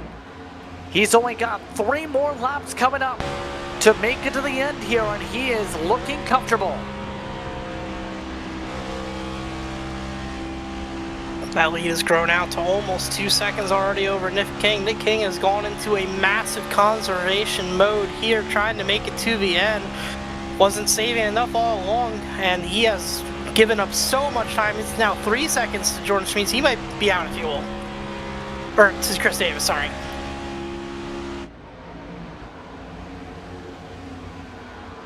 Stretching hard on the gas here. Smeets, Wortman Jr., Sanders, Atwood, all on the same strategy, couple and more also on it. This race turned into a learning game. It turned into a strategy game. It turned into a survival game. Now it turns to a fuel management game. 2 laps to go. Davis has a buffer of 3.5 seconds as there goes King. King not able to make that fuel last to the end. Davis in the lead, another one of those drivers who was outside of the cut line in position with a chance to win this race. If the fuel will last, he will win.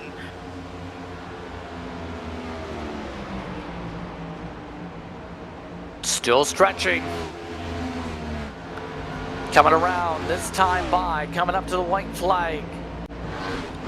1 to go, presented by League Gaming. Chris Davis comfortably in front in a fuel mileage game. Just needs the fuel to last all the way around to turn 4. He's got enough of a gap, it can run out of turn 4 as long as he was in the throttle when it did. He'd still coast back to the line. You see Nick King there on the inside, a reminder of the fuel mileage that didn't last. Can the 74 make it last as he has one last set of corners to conquer? It became a strategy roulette to decide who was able to finish up front tonight. But in the end, Chris Davis is the one left standing. Checker flag waves. Chris Davis wins at Michigan. A great job by that driver to make that fuel last. Gets his first win of the season, punches his ticket to the playoffs. A night where we saw a lot of speed out of those beast mode cars. One of the ones that we didn't see up front wins it on fuel mileage. He was in the 20s in the points coming into tonight. We'll put him in the win column. Chance for a celebration for the 74 for Wortman Jr. and Smeets. Again, coming up to Victory Lane celebrations brought to you by Van Louis Stickers.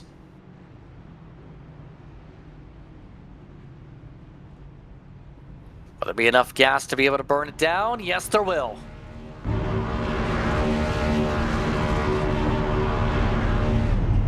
Plenty of fuel, plenty of smoke show down on the front straightaway here in the Irish Hills of Michigan. An impressive job by that 74, his first win of the season.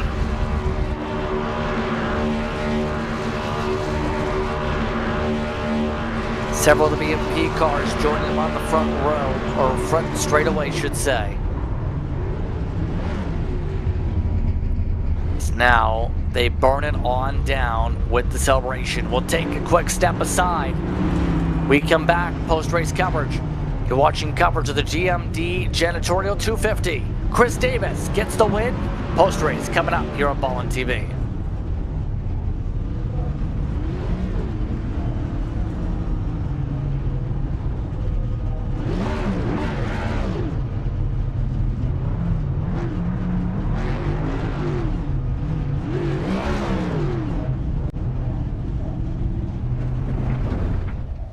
Racing isn't easy, but experiencing it is.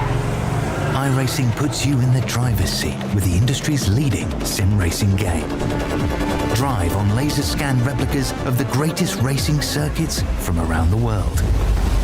Go head-to-head against other drivers chosen by skill-based matchmaking to ensure competitive racing at every level. Compete across all your favorite series. In officially licensed cars, engineered to deliver the most accurate driving experience possible.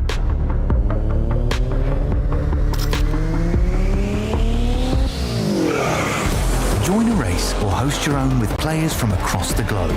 Race against the computer or in a league with friends. Feel the thrill behind the wheel. Visit iRacing.com.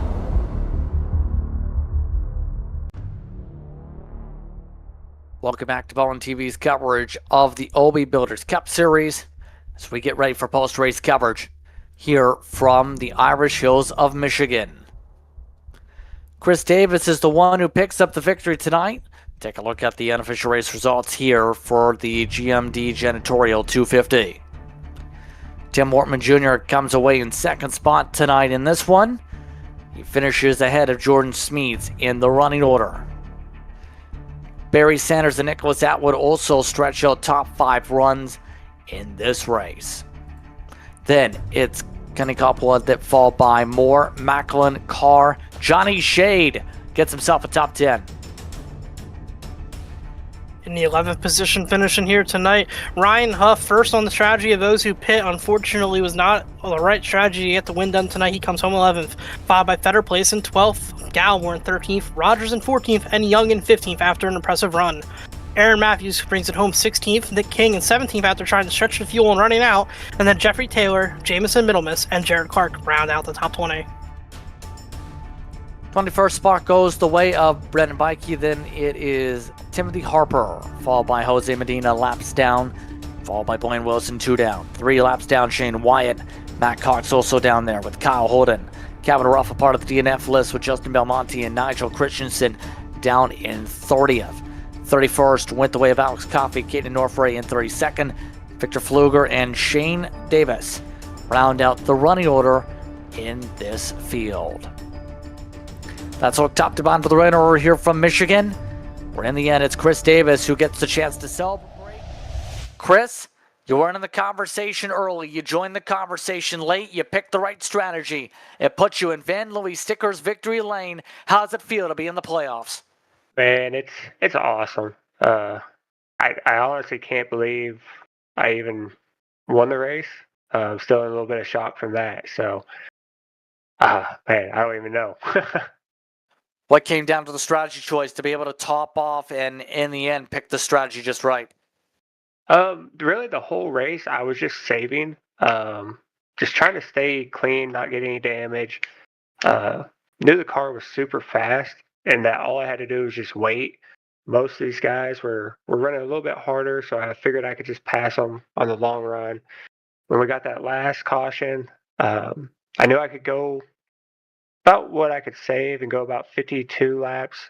So went in, topped off, and really didn't even think about it anymore. Just ran my race, looked up, and the guys that topped off with me were 3 or 4 seconds back. So I just waited for the front ones to pull off on pit road and just set sail.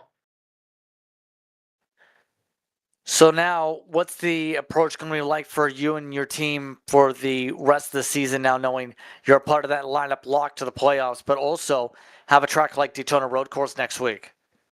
The road course, I'm not even going to be in contention for that. I am not a road ringer, so if I get out there with the top 10, I'll be pretty satisfied. But I think then Pocono's next, and we should do pretty good there. But really, no matter what, the Kenny Coppola building these TWRS setups, and the whole BMP, we all stayed up late last night. The guys were on early this morning, trying to figure this new update out and how the car was going to react, get a new set built, and they just knocked it out of the park. I can't ask for a better team. Well, congratulations once again on the victory here tonight. Anyone else you want to give a shout out to outside of who you just mentioned? Really just, GMD. I sponsored the race, and so I got to thank my wife, my daughter, let me spend time doing this, and Barry for putting on the league. He catches a lot of grief. I know a lot of times it's probably not worth it for him, but we really do appreciate him putting this on, and you guys for the broadcast. I mean, you guys do an awesome job at it, so we really appreciate that. Congratulations on the victory here tonight, Chris. Thank you, guys. Chris Davis gets the job done here at Michigan. Tim Wortman Jr. comes away second. He's with Jeremy.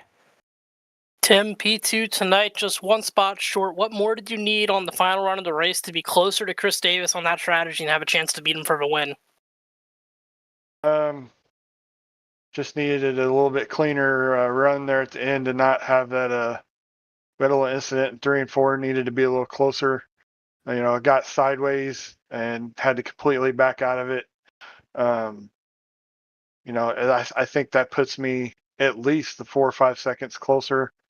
But for both me and Schmeets, and I think we would have put on a show, a 3-way show for the win there.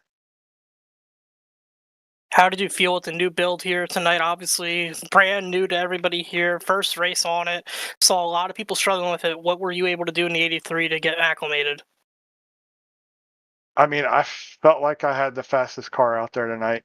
I think it showed to get involved in the wreck early when I was starting to turn it on, go a lap down, get all the damage fixed, and drive back through the field multiple times to be there at the end. Man, that thing was hooked up and turning so well. It wasn't even snapping loose like we've been warning everybody about. It was quite a beast there at the end, and I was just talking with Schmeets. I was just running with him in the draft. I didn't want to start battling him in case, you know, everybody peeled off up front and Chris lost his drafting help. I wanted to stick with Jordan and not battle with him, and you know, I was able to show there at the end that, you know, got down to 2 laps to go and just put a move on Jordan for second. But man, Chris, what a good win. Couldn't ask for a better guy to win a race. He races clean. He's just the nicest guy. Got to have dinner with him a few weeks ago. So congrats to Chris. Well, who all gets it done for you in the 83, Tim? Man, the Warrior guys put on a heck of a show this week. Nick keeps me looking good with Warrior Apps. I think some of the guys on the team are really starting to show some speed.